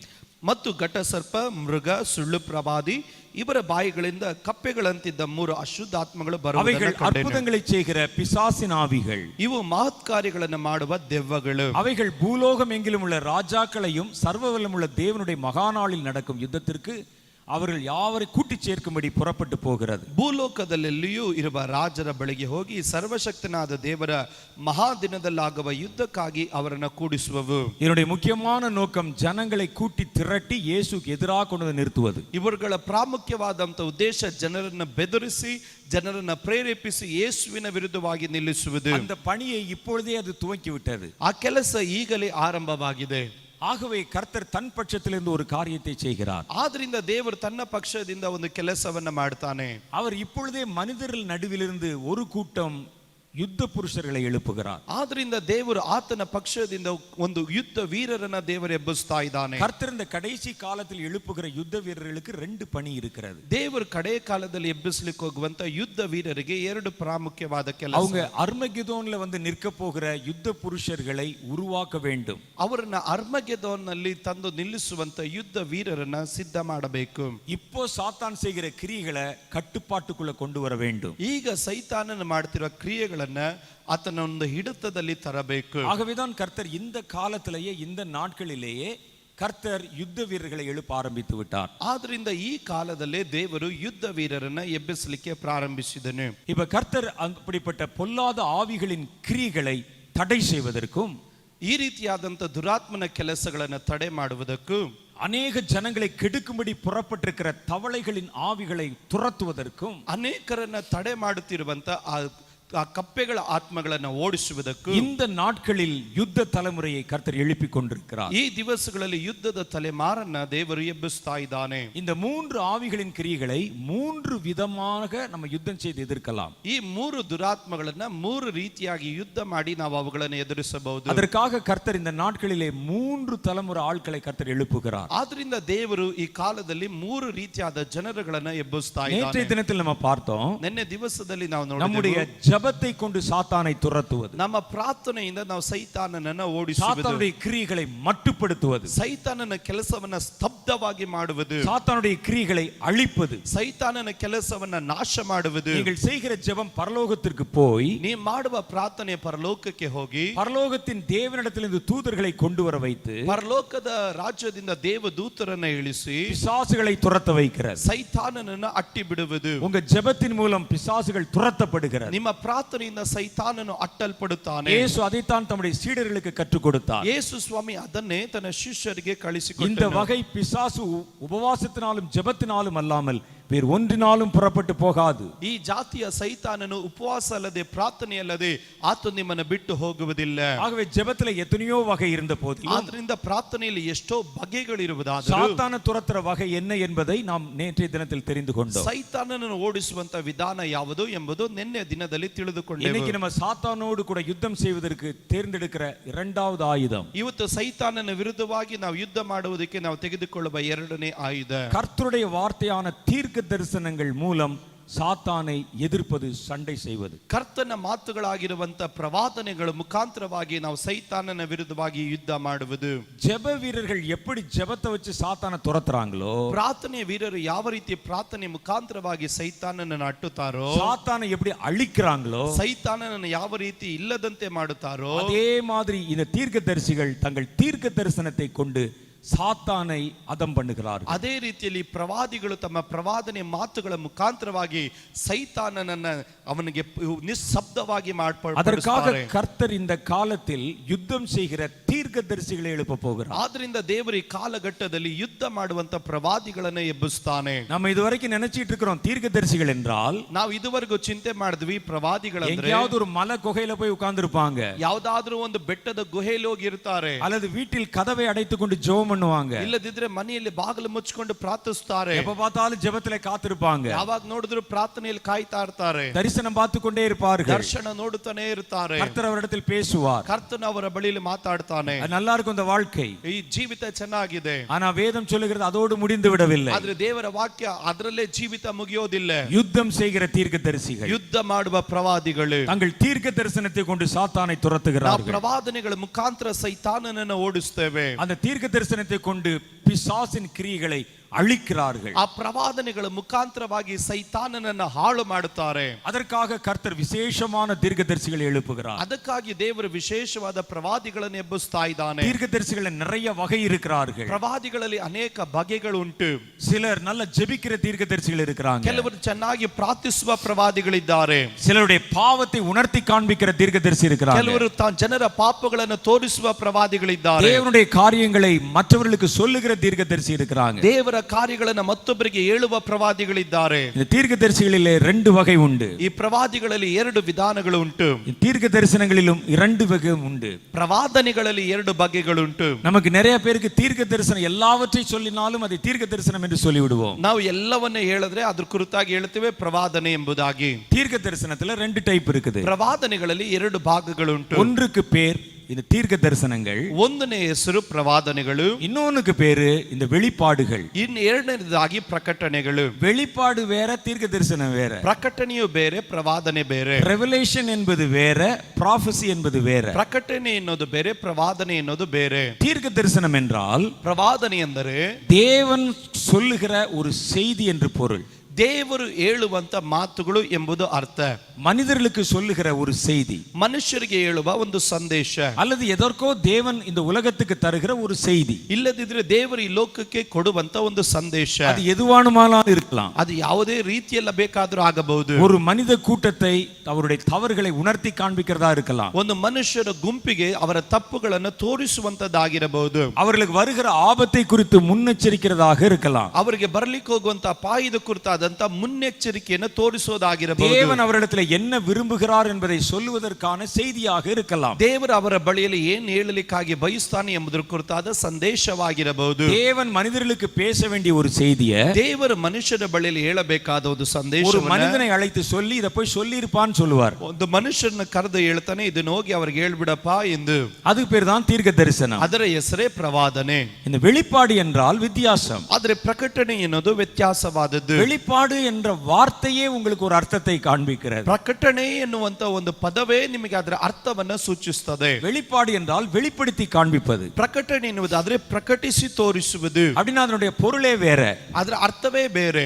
வெளிப்படுத்த வேண்டுமானால் ஒரு பொருள் மறைத்து வைக்கப்பட்டிருக்க வேண்டும். ಈಗ ಪ್ರಕಟಿಸಬೇಕಾದ್ರೆ ಒಂದು ವಸ್ತು ಮರೆಯಾಗಿರಬೇಕು. ஒரு பொருளை வெளிப்படுத்தி காண்பிக்கிறார்னா அந்த பொருள் ஏற்கனவே மறைச்சு வச்சிருக்கணும். ಒಂದು ವಸ್ತುವನ್ನ ಪ್ರಕಟಿಸಬೇಕಾದ್ರೆ ಆಗಲೇ ಆ ವಸ್ತು ಮರೆಯಾಗಿರಬೇಕು. மறைச்சு வச்சிருக்கிற பொருளை வெளியரங்கமா காட்டுறதுக்கு பேர் தான் வெளிப்பாடு. ಮರೆಯಾಗಿರುವಂತ ವಸ್ತುವನ್ನ ಪ್ರಕಟವಾಗಿ ತೋರಿಸುವ ಹೆಸರೇ ಪ್ರಕಟಣೆ. அநேக மறை பொருள்களை வெளிப்படுத்தி காண்பிப்பதற்கு பேர் வெளிப்பாடுகள். ಅನೇಕ ಮರೆಯಾಗಿರುವಂತ ವಸ್ತುಗಳನ್ನ ಪ್ರಕಟಿಸಿ ತೋರಿಸುವುದೇ ಪ್ರಕಟಣೆ. ஆல்ரெடி கர்த்தருடைய வசனத்துல சில காரியங்கள் மறைத்து வைக்கப்பட்டிருக்கு. ದೇವರ ವಾಕ್ಯದಲ್ಲಿ ಕೆಲವೊಂದು ಕಾರ್ಯಗಳು ಮರೆಯಾಗಿಟ್ಟಿದ್ದಾರೆ. ஆவியிலே சில காரியங்கள் மறைத்து வைக்கப்பட்டிருக்கு. ಆತ್ಮನಲ್ಲಿ ಕೆಲವೊಂದು ಕಾರ್ಯಗಳು ಮರೆಯಾಗಿಟ್ಟಿದ್ದಾರೆ. அவைகளை வெளிப்படுத்தி காண்பிச்சா அதுக்கு பேர் ரெவலேஷன். ಅವುಗಳಿಗೆ ಪ್ರಕಟಿಸಿ ತೋರಿಸುವುದಾದ್ರೆ ಅದರ ಹೆಸರು ಪ್ರಕಟಣೆ. அந்த வரத்துக்கு பேர் இந்த gift of revelation. ಆ ವರಕ್ಕೆ ಹೆಸರು ಪ್ರಕಟಣೆಯ ವರ ಎಂಬುದಾಗಿ. சில ஊழியக்காரர்களை நீங்கள் கவனிச்சு பார்த்திருப்பீங்க. ಕೆಲವೊಂದು ಸೇವಕರುಗಳನ್ನ ನೀವು ಗಮನಿಸಿ ನೋಡಿರಬಹುದು. அவங்க மேடையில இருந்து ஊழியம் செய்யும்போது ಅವರು ವೇದಿಕೆಯಲ್ಲಿ ನಿಂತು ಸೇವೆ அந்த ಮಾಡಬೇಕಾದ್ರೆ கூட்டத்தில் இருக்கிற பிரச்சனைகளை சொல்லுவாங்க. ಅವರು ಕೂಟದಲ್ಲಿ ಇರುವವರ ವಿಷಯಗಳನ್ನ ಹೇಳುತ್ತಾರೆ. ஒரு அம்மா வீட்ல போராட்டத்தோட வந்திருக்காங்க. ಒಂದು ತಾಯಿಯವರ ಮನೆಯಲ್ಲಿ ಹೋರಾಟದೊಟ್ಟಿಗೆ ஒரு ಬಂದಿದ್ದಾರೆ. அம்மாளுக்கு வயிற்றுல பிரச்சனை இருக்கிறது. ಒಂದು ತಾಯಿಯವರಿಗೆ ಹೊಟ್ಟೆಯಲ್ಲಿ ತೊಂದರೆ ಇದೆ. ஒரு சகோதரன் தற்கொலை செய்து கொள்ளலாமா என்ற எண்ணத்தோடு வந்திருக்கிறார். ಒಂದು ಸಹೋದರನ ಆತ್ಮಹತ್ಯೆ ಮಾಡಿಕೊಳ್ಳಬೇಕೆನ್ನುವಂತ ಚಿಂತೆಯಲ್ಲಿ அவருடைய பேர் இது, ಅವನ ಹೆಸರು ಇದು. அப்படி சொன்ன உடனே அவங்க அதே மாதிரியே ஆள் இருப்பாங்க. ಆತರ ಹೇಳಿದ ತಕ್ಷಣ ಆ ರೀತಿ ಉಳ್ಳಂತ ವ್ಯಕ್ತಿಗಳೇ இந்த ಇರ್ತಾರೆ. மாதிரி மேடையில இருந்து சொல்வதை பார்த்த உடனே ಈ ರೀತಿ ವೇದಿಕೆಯಲ್ಲಿ ನಿಂತು ಹೇಳುವುದನ್ನು ಕಂಡಾಗ அதை தீர்க்க தரிசன வரம் என்று நாம் நினைத்து ನಾವು விடுகிறோம். ಅದನ್ನು ಚಿಂತೆ ಮಾಡ್ತೀವಿ ಪ್ರವಾದನೆಯ ವರ ಎಂದು. அது தீர்க்க தரிசன வரவும் அல்ல, அவர்கள் தீர்க்கதரிசியும் அல்ல. ಅದು ಪ್ರವಾದನೆಯ ವರ ಅಲ್ಲ, ಅದು ಅವರು ಪ್ರವಾದಿಗಳು ಅಲ್ಲ. இந்த வரத்துக்கு பேர் ரெவலேஷன், gift of revelation என்பது பெயர். ಈ ವರಕ್ಕೆ ಉಳ್ಳಂತ ಹೆಸರು ಪ್ರಕಟಣೆಯ ವರ ಎಂಬುದು. கூட்டத்திலே ஒருவர் இருக்கிறார், ಗುಂಪಿನಲ್ಲಿ ಒಬ್ಬರಿದ್ದಾರೆ. அந்த பிரச்சனைகளை தன் மனதில் வைத்து குமைந்து கொண்டிருக்கிறார். ಅವರು ತಮ್ಮ ಇಕ್ಕಟ್ಟುಗಳನ್ನ ಮನಸ್ಸಲ್ಲಿ ಇಟ್ಟುಕೊಂಡು ಭಾರ ಪಡ್ತಾ ಇದ್ದಾರೆ. அதை வெளிப்படுத்தி காமிக்கிறாங்க. ಅದನ್ನ ಪ್ರಕಟಿಸಿ ಹೇಳ್ತಾ ಇದ್ದಾರೆ. மறைந்திருக்கிற ஒரு பொருளை வெளிச்சத்தில் வெளிப்படுத்தி காண்பிச்சா அதுக்கு பேரு ரெவலேஷன். ಮರೆಯಾಗಿರುವಂತ ವಸ್ತುಗಳನ್ನ ಬಹಿರಂಗವಾಗಿ ಪ್ರಕಟಿಸಿ ತೋರಿಸುವಂತ ಹೆಸರೇ ಪ್ರಕಟಣೆ. அது தீர்க்க தரிசனம் அல்ல. ಅದು ಪ್ರವಾದನೆ ಅಲ್ಲ. அது தீர்க்கதரிசிகளும் அல்ல, ಅದು ಅವರು ಪ್ರವಾದಿಗಳು ಅಲ್ಲ. இந்த வரம் கொண்டவர்கள் ಈ ವರ ಉಳ್ಳವರು மறைந்திருக்கிற ஆவிக்குரிய காரியங்களை கண்டுபிடித்து விடுவார்கள். ಇವರು ಮರೆಯಾಗಿರುವಂತ ಆತ್ಮೀಕವಾದ ಸಂಗತಿಗಳನ್ನ ಕಂಡುಹಿಡಿದು இந்த ಬಿಡುತ್ತಾರೆ. வரத்தை நீங்க நல்லா எக்ஸசைஸ் பண்ண ಈ ವರಗಳನ್ನ ಚೆನ್ನಾಗಿ ಉಪಯೋಗಿಸಿ இந்த இப்படிப்பட்ட வரங்களை குறித்து நீங்கள் நன்றாக கவனித்து ஆராய்ந்து பார்க்க ಈ ವರಗಳ ಕುರಿತಾಗಿ ಚೆನ್ನಾಗಿ ನೀ ಪರಿಶೋಧಿಸಿ ನೋಡಿ, இந்த வரம் ரொம்ப ஷார்ப்பா உங்களுக்குள்ள வேலை செய்ய ஆரம்பிக்கும். ಈ ವರಗಳು ಬಹಳ ಸ್ಪಷ್ಟವಾಗಿ ನಿಮ್ಮಲ್ಲಿ ಕೆಲಸ ಮಾಡಲಿಕ್ಕೆ ಪ್ರಾರಂಭಿಸುತ್ತೆ. எது மறைந்திருக்கிறதோ அதை கண்டுபிடித்து விடும். ಯಾವುದು ಮರೆಯಾಗಿದೆಯೋ ಅದು ಪ್ರಕಟವಾಗುತ್ತೆ. சரி, என்னென்னலாம் மறைஞ்சிருக்குன்னு பார்க்கலாம். ಏನೆಲ್ಲ ಮರೆಯಾಗಿದೆ ನೋಡ್ರಿ. மனிதர்களுடைய மனசுக்குள்ள பல விஷயங்கள் மறைந்திருக்கும். ಮನುಷ್ಯನ ಹೃದಯದಲ್ಲಿ ಅನೇಕ ವಿಷಯಗಳು ಮರೆಯಾಗಿರುತ್ತೆ. ஆண்டவர்கிட்ட கேட்டா ஒரு பெரிய பட்டியலே சொல்லுவார். ದೇವರ ಬಳಿಯಲ್ಲಿ ಕೇಳಿದ್ರೆ ದೇವರೊಂದು ದೊಡ್ಡ ಪಟ್ಟಿಯನ್ನೇ ಹೇಳ್ತಾನೆ. மனுஷனுடைய வாயுல போறது எதுவும் அவனை தீட்டுப்படுத்தாது. ಮನುಷ್ಯನ ಬಾಯಿಯಿಂದ ಒಳಗಡೆ ಹೋಗೋದು ಯಾವುದು ಅವನನ್ನು ಹೊಲಸು ಮಾಡೋದಿಲ್ಲ. அவன் இருதயத்திலிருந்து பொய்யும் விபச்சாரமும் கள்ளமும் கபடும் புறப்பட்டு வரும். ಅವನ ಒಳಗಡೆ ಅಂತರಾತ್ಮದಿಂದ ಹೃದಯದಿಂದ ಸುಳ್ಳು ಹಾಗೆತನ ಕಪಟ அவைகளே அந்த மனுஷனை தீட்டுப்படுத்தும். ಇದೇ ಮನುಷ್ಯನನ್ನು ಹೊಲಸು ಮಾಡುವಂತದ್ದು. ஒரு மனிதனுடைய மனதை அறுத்து பார்த்தா அதுல அத்தனை பெரிய காரியங்கள் இருக்கும். ಒಂದು ಮನುಷ್ಯನ ಹೃದಯವನ್ನ ಚೆನ್ನಾಗಿ ಪರಿಶೋಧನೆ ಮಾಡಿದ್ರೆ ಇಷ್ಟೆಲ್ಲಾ ಕಾರ್ಯಗಳು ಅಡಕವಾಗಿರುತ್ತೆ. அதெல்லாம் உள்ள மறைச்சு வச்சிட்டு வெளியே பவுடர் போட்டு வந்துருவோம். ಅದೆಲ್ಲ ಹೃದಯದಲ್ಲಿ ಮರೆಯಾಗಿಟ್ಟು ಮುಖದಲ್ಲಿ ಪೌಡರ್ ಹಾಕೊಂಡು ಬರ್ತೀವಿ. நல்ல மேக்கப் போட்டு கொண்டு வந்து விடுவோம். ಚೆನ್ನಾಗಿ ಮೇಕಪ್ ಹಾಕೊಂಡು ಬರ್ತೀವಿ. மனசுக்குள்ள மறைந்திருக்கிறது யாருக்கும் தெரியாது. ಮನಸ್ಸಲ್ಲಿ ಮರೆಯಾಗಿರುವುದು ಯಾರಿಗೂ ಗೊತ್ತಾಗಲ್ಲ. மனுஷன் முகத்தை பார்க்கிறான். ಮನುಷ್ಯನು ಮುಖವನ್ನು ನೋಡುತ್ತಾನೆ. அதனால தான் முகத்துக்கு மேக்கப் போடுறோம். ಆದ್ರಿಂದ ನಮ್ಮ ಮುಖಕ್ಕೆ ಮೇಕಪ್ ಹಾಕ್ತೀವಿ. கர்த்தர் இருதயத்தை பார்க்கிறார். ಆದ್ರೆ ಕರ್ತನು ಹೃದಯವನ್ನು ನೋಡುತ್ತಾನೆ. நீ என்ன மேக்கப் போட்டுக்கறங்கற கர்த்தர் பார்க்க போறது இல்ல. ನೀನು ಏನ್ ಮೇಕಪ್ ಹಾಕಿದ್ಯಾ ಎಂದು ದೇವರು ನೋಡಲ್ಲ. ஆகவே தான் இருதயத்தில் பரிசுத்தத்தை நாடுகிறோம். ಆದ್ರಿಂದ ಹೃದಯದ ಪರಿಶುದ್ಧತೆಯನ್ನು ಬಯಸಿರಿ. மனுஷன் வெளித்தோற்றத்தை பார்க்கிறான். ಮನುಷ್ಯನು ಹೊರಗಡೆ ಭಾವವನ್ನು ನೋಡುತ್ತಾನೆ. கர்த்தர் மனிதனுடைய இருதயத்தை பார்க்கிறார். ಆದ್ರೆ ದೇವರು ಮನುಷ್ಯನ ಹೃದಯವನ್ನು ನೋಡುತ್ತಾನೆ. இருதயத்துக்குள்ள தீமையெல்லாம் ஒளிஞ்சிருக்குமா? ಹೃದಯದಲ್ಲಿ ಕೆಟ್ಟತನವೆಲ್ಲ ಅಡಗಿದೆ. ஒரு ஆளை பார்த்தா கண்டுபிடிக்க முடியாது. ಒಂದು நீங்க ವ್ಯಕ್ತಿಯನ್ನು ನೋಡಿದ್ರೆ ಕಂಡುಹಿಡಿಯಕ್ಕಾಗಲ್ಲ. ஆனா அந்த gift of revelation இருக்கு பாருங்க. ಆದ್ರೆ ಪ್ರಕಟಣೆಯ ವರ ಇದೆಯಲ್ಲ, அது ஒரு மனிதனுடைய மனதில் மறைந்திருக்கிறவர்களை வெளிப்படுத்தி ಅದು காமிக்கும். ಒಂದು ಮನುಷ್ಯನ ಹೃದಯದಲ್ಲಿ ಮರೆಯಾಗಿರುವ ಸಂಗತಿಗಳನ್ನು ಪ್ರಕಟಿಸುತ್ತದೆ. இயேசுவை குறித்து ஒரு வார்த்தை சொல்லப்பட்டிருக்கிறது. ಯೇಸುವಿನ ಕುರಿತಾಗಿ ಒಂದು ಮಾತು ಹೇಳಲ್ಪಟ್ಟಿದೆ. அவர் மனிதருடைய மனதில் இருக்கிற யாவற்றையும் அறிந்திருக்கிறபடியினால் ಆತನು ಮನುಷ್ಯನ ಹೃದಯದಲ್ಲಿ ಇರುವಂತ ಯೋಚನೆಗಳನ್ನೆಲ್ಲಾ ತಿಳಿದ ನಿಮಿತ್ತವಾಗಿ ஒருவரும் ஒருவரை குறித்தும் அவரிடத்தில் சாட்சி சொல்ல வேண்டியதில்லை. ಯಾರು ಮತ್ತೊಬ್ಬರ ಕುರಿತಾಗಿ ಆತನ ಬಳಿಯಲ್ಲಿ ಸಾಕ್ಷಿ ಹೇಳುವ ಅವಶ್ಯಕತೆ ಇಲ್ಲ. இவர் ரொம்ப நல்லவர் பாஸ்டர் என்று சொல்ல வேண்டியதில்லை. ಪಾಸ್ಟರ್ ಇವರು ತುಂಬಾ ಒಳ್ಳೆಯವರು ಅಂತ ಹೇಳೋ ಅವಶ್ಯಕತೆ ಇಲ್ಲ. இவர் ரொம்ப குழந்தை மனசு உள்ளவர் என்று சொல்ல வேண்டியதில்லை. ಇದು ಮಗುವಿನ ಮನಸ್ಸುಳ್ಳವರು ಅಂತ ಹೇಳೋ ಅವಶ್ಯಕತೆ அவருடைய ಇಲ್ಲ. எல்லாருடைய வண்டவாளம் அவருக்கு தெரிந்துவிடும். ಎಲ್ಲರ ಬಂಡವಾಳ ದೇವರಿಗೆ ಚೆನ್ನಾಗಿ ಗೊತ್ತು. நீங்க இயேசுவுக்கு முன்னால போய் நின்னீங்கன்னா ನೀವು ಯೇಸುವಿನ ಮುಂದೆ ಹೋಗಿ ನಿಂತ್ರೆ அது எக்ஸ்ரே மாதிரி உள்ளே உள்ளதெல்லாம் பார்க்கக்கூடிய கண். ಎಕ್ಸ್ರೇ ಹಾಗೆ ನಿಮ್ಮ ಎಲ್ಲ ಅಂತರಾತ್ಮವನ್ನು ನೋಡುವ ಕಣ್ಣು ಅದು. நான் ஒருமுறை இயேசுவை முகமுகமாய் பார்க்க நேரிட்ட பொழுது ಒಂದು ಸಾರಿ ನಾನು ಯೇಸುವನ್ನ ಮುಖಾಮುಖಿಯಾಗಿ ದರ್ಶಿಸುವ ಕೃಪೆ ಸಿಕ್ಕಿದಾಗ அவருடைய முகத்தை நோக்கி பார்த்தேன். ಆತನ ಮುಖವನ್ನು ನೋಡಿದೆನು. அவருடைய கண்ணை பார்த்தேன். ಆತನ ಕಣ್ಣನ್ನು ನೋಡಿದೆನು. நான் இதுவரைக்கும் உலகத்தில் அப்படிப்பட்ட ஒரு கண்ணை பார்த்ததே இல்லை. ನಾನು ಈ ಲೋಕದಲ್ಲಿ ಆ ರೀತಿ ಉಳ್ಳಂತ ಕಣ್ಣನ್ನು ಇದುವರೆಗೂ ನೋಡ್ಲೇ ಇಲ್ಲ. நான் ஆடி போய் விட்டேன். ನಾನು ನಡಗಿ ಬಿಟ್ಟೆ. அந்த கண்ணுக்கு முன்னால பொய் சொல்ல முடியாது. ಆ ಕಣ್ಣಿನ ಮುಂದೆ ಸುಳ್ಳು ಹೇಳಕ್ಕಾಗಲ್ಲ. அந்த கண்ணுக்கு முன்னால நீங்க உங்களை மறைத்துக் கொள்ள முடியாது. ಆ ಕಣ್ಣಿನ ಮುಂದೆ ನೀವೇ ಮರೆಯಾಗೋದಕ್ಕಾಗೋದಿಲ್ಲ. அவர் யாரையும் குற்றம் கண்டுபிடிக்கவில்லை. ಅಲ್ಲಿ ಯಾರು ತಪ್ಪು ಕಂಡುಹಿಡಿಯಲಿಲ್ಲ. அவர் சும்மா தான் பார்த்தார். ಅವರು ಸುಮ್ಮನೆ ನೋಡಿದ್ರು. ராத்திரி 1:30 மணி இருக்கும் நான் அவரை பார்த்தபோது. ನಾನು ರಾತ್ರಿ 1:30 ಗಂಟೆ ಆಗಿರಬಹುದು ಆತನನ್ನು ನೋಡಿದಾಗ அவருடைய கண்ணை பார்த்து நான் ஆச்சரியப்பட்டேன். ಅವರ ಕಣ್ಣನ್ನು ನೋಡಿ அது ಆಶ್ಚರ್ಯಪಟ್ಟೆ. மறக்கவே முடியாது. ಅದು ಮರೆಯಲಿಕ್ಕೆ ಆಗಲ್ಲ. அதுக்கு முன்னால எவனும் பொய் சொல்ல முடியாது. ಆ ಕಣ್ಣಿನ ಮುಂದೆ ಯಾರು ಸುಳ್ಳು ಹೇಳಕ್ಕಾಗಲ್ಲ. அது அப்படியே நமக்கே காண்பிக்கிறது அந்த கண்ணு. ಆ ಕಣ್ಣು ಮುಂದೆ ನಮ್ಮನ್ನೇ ನಾವು ಯಾರು ಎಂದು ತೋರಿಸುತ್ತದೆ. அதைத்தான் கர்த்தருடைய வேதம் சொல்லுகிறது. ಅದೇ ದೇವರ ವಾಕ್ಯ ನಮಗೆ ಹೇಳೋದು. அவர் நம்முடைய மனதில் எல்லாருடைய மனதில் இருக்கிறதை அவர் அறிந்திருக்கிறபடியினால் ಆತನು ಎಲ್ಲರ ಮನುಷ್ಯರ ಹೃದಯದಲ್ಲಿರುವ ಯೋಚನೆಗಳನ್ನು ತಿಳಿದಿರುವುದರಿಂದ ஒருவரும் அவர்களை குறித்து சாட்சி சொல்ல வேண்டியதில்லை. ಯಾರ ಕುರಿತಾಗಿ ಆತನ ಬಳಿಯಲ್ಲಿ ಸಾಕ್ಷಿ ಹೇಳುವ ಅವಶ್ಯಕತೆ ಇಲ್ಲ. மறைந்திருக்கிற மனதின் எண்ணங்களை கண்டுபிடித்து விடுவார். ಮರೆಯಾಗಿರುವಂತ ಮನುಷ್ಯನ ಯೋಚನೆಗಳನ್ನು ಆತನು ತಿಳಿದಿದ್ದಾನೆ. ஒரு மனிதனுக்கு ஒரு பிரச்சனை இருக்கும். ಒಂದು ಮನುಷ್ಯನಿಗೆ ಒಂದು ಹೋರಾಟ ಇರುತ್ತದೆ. அந்த பிரச்சனை வருவதற்கு மறைவிடத்திலே வேறு ஒரு காரணம் இருக்கும். ಈಗ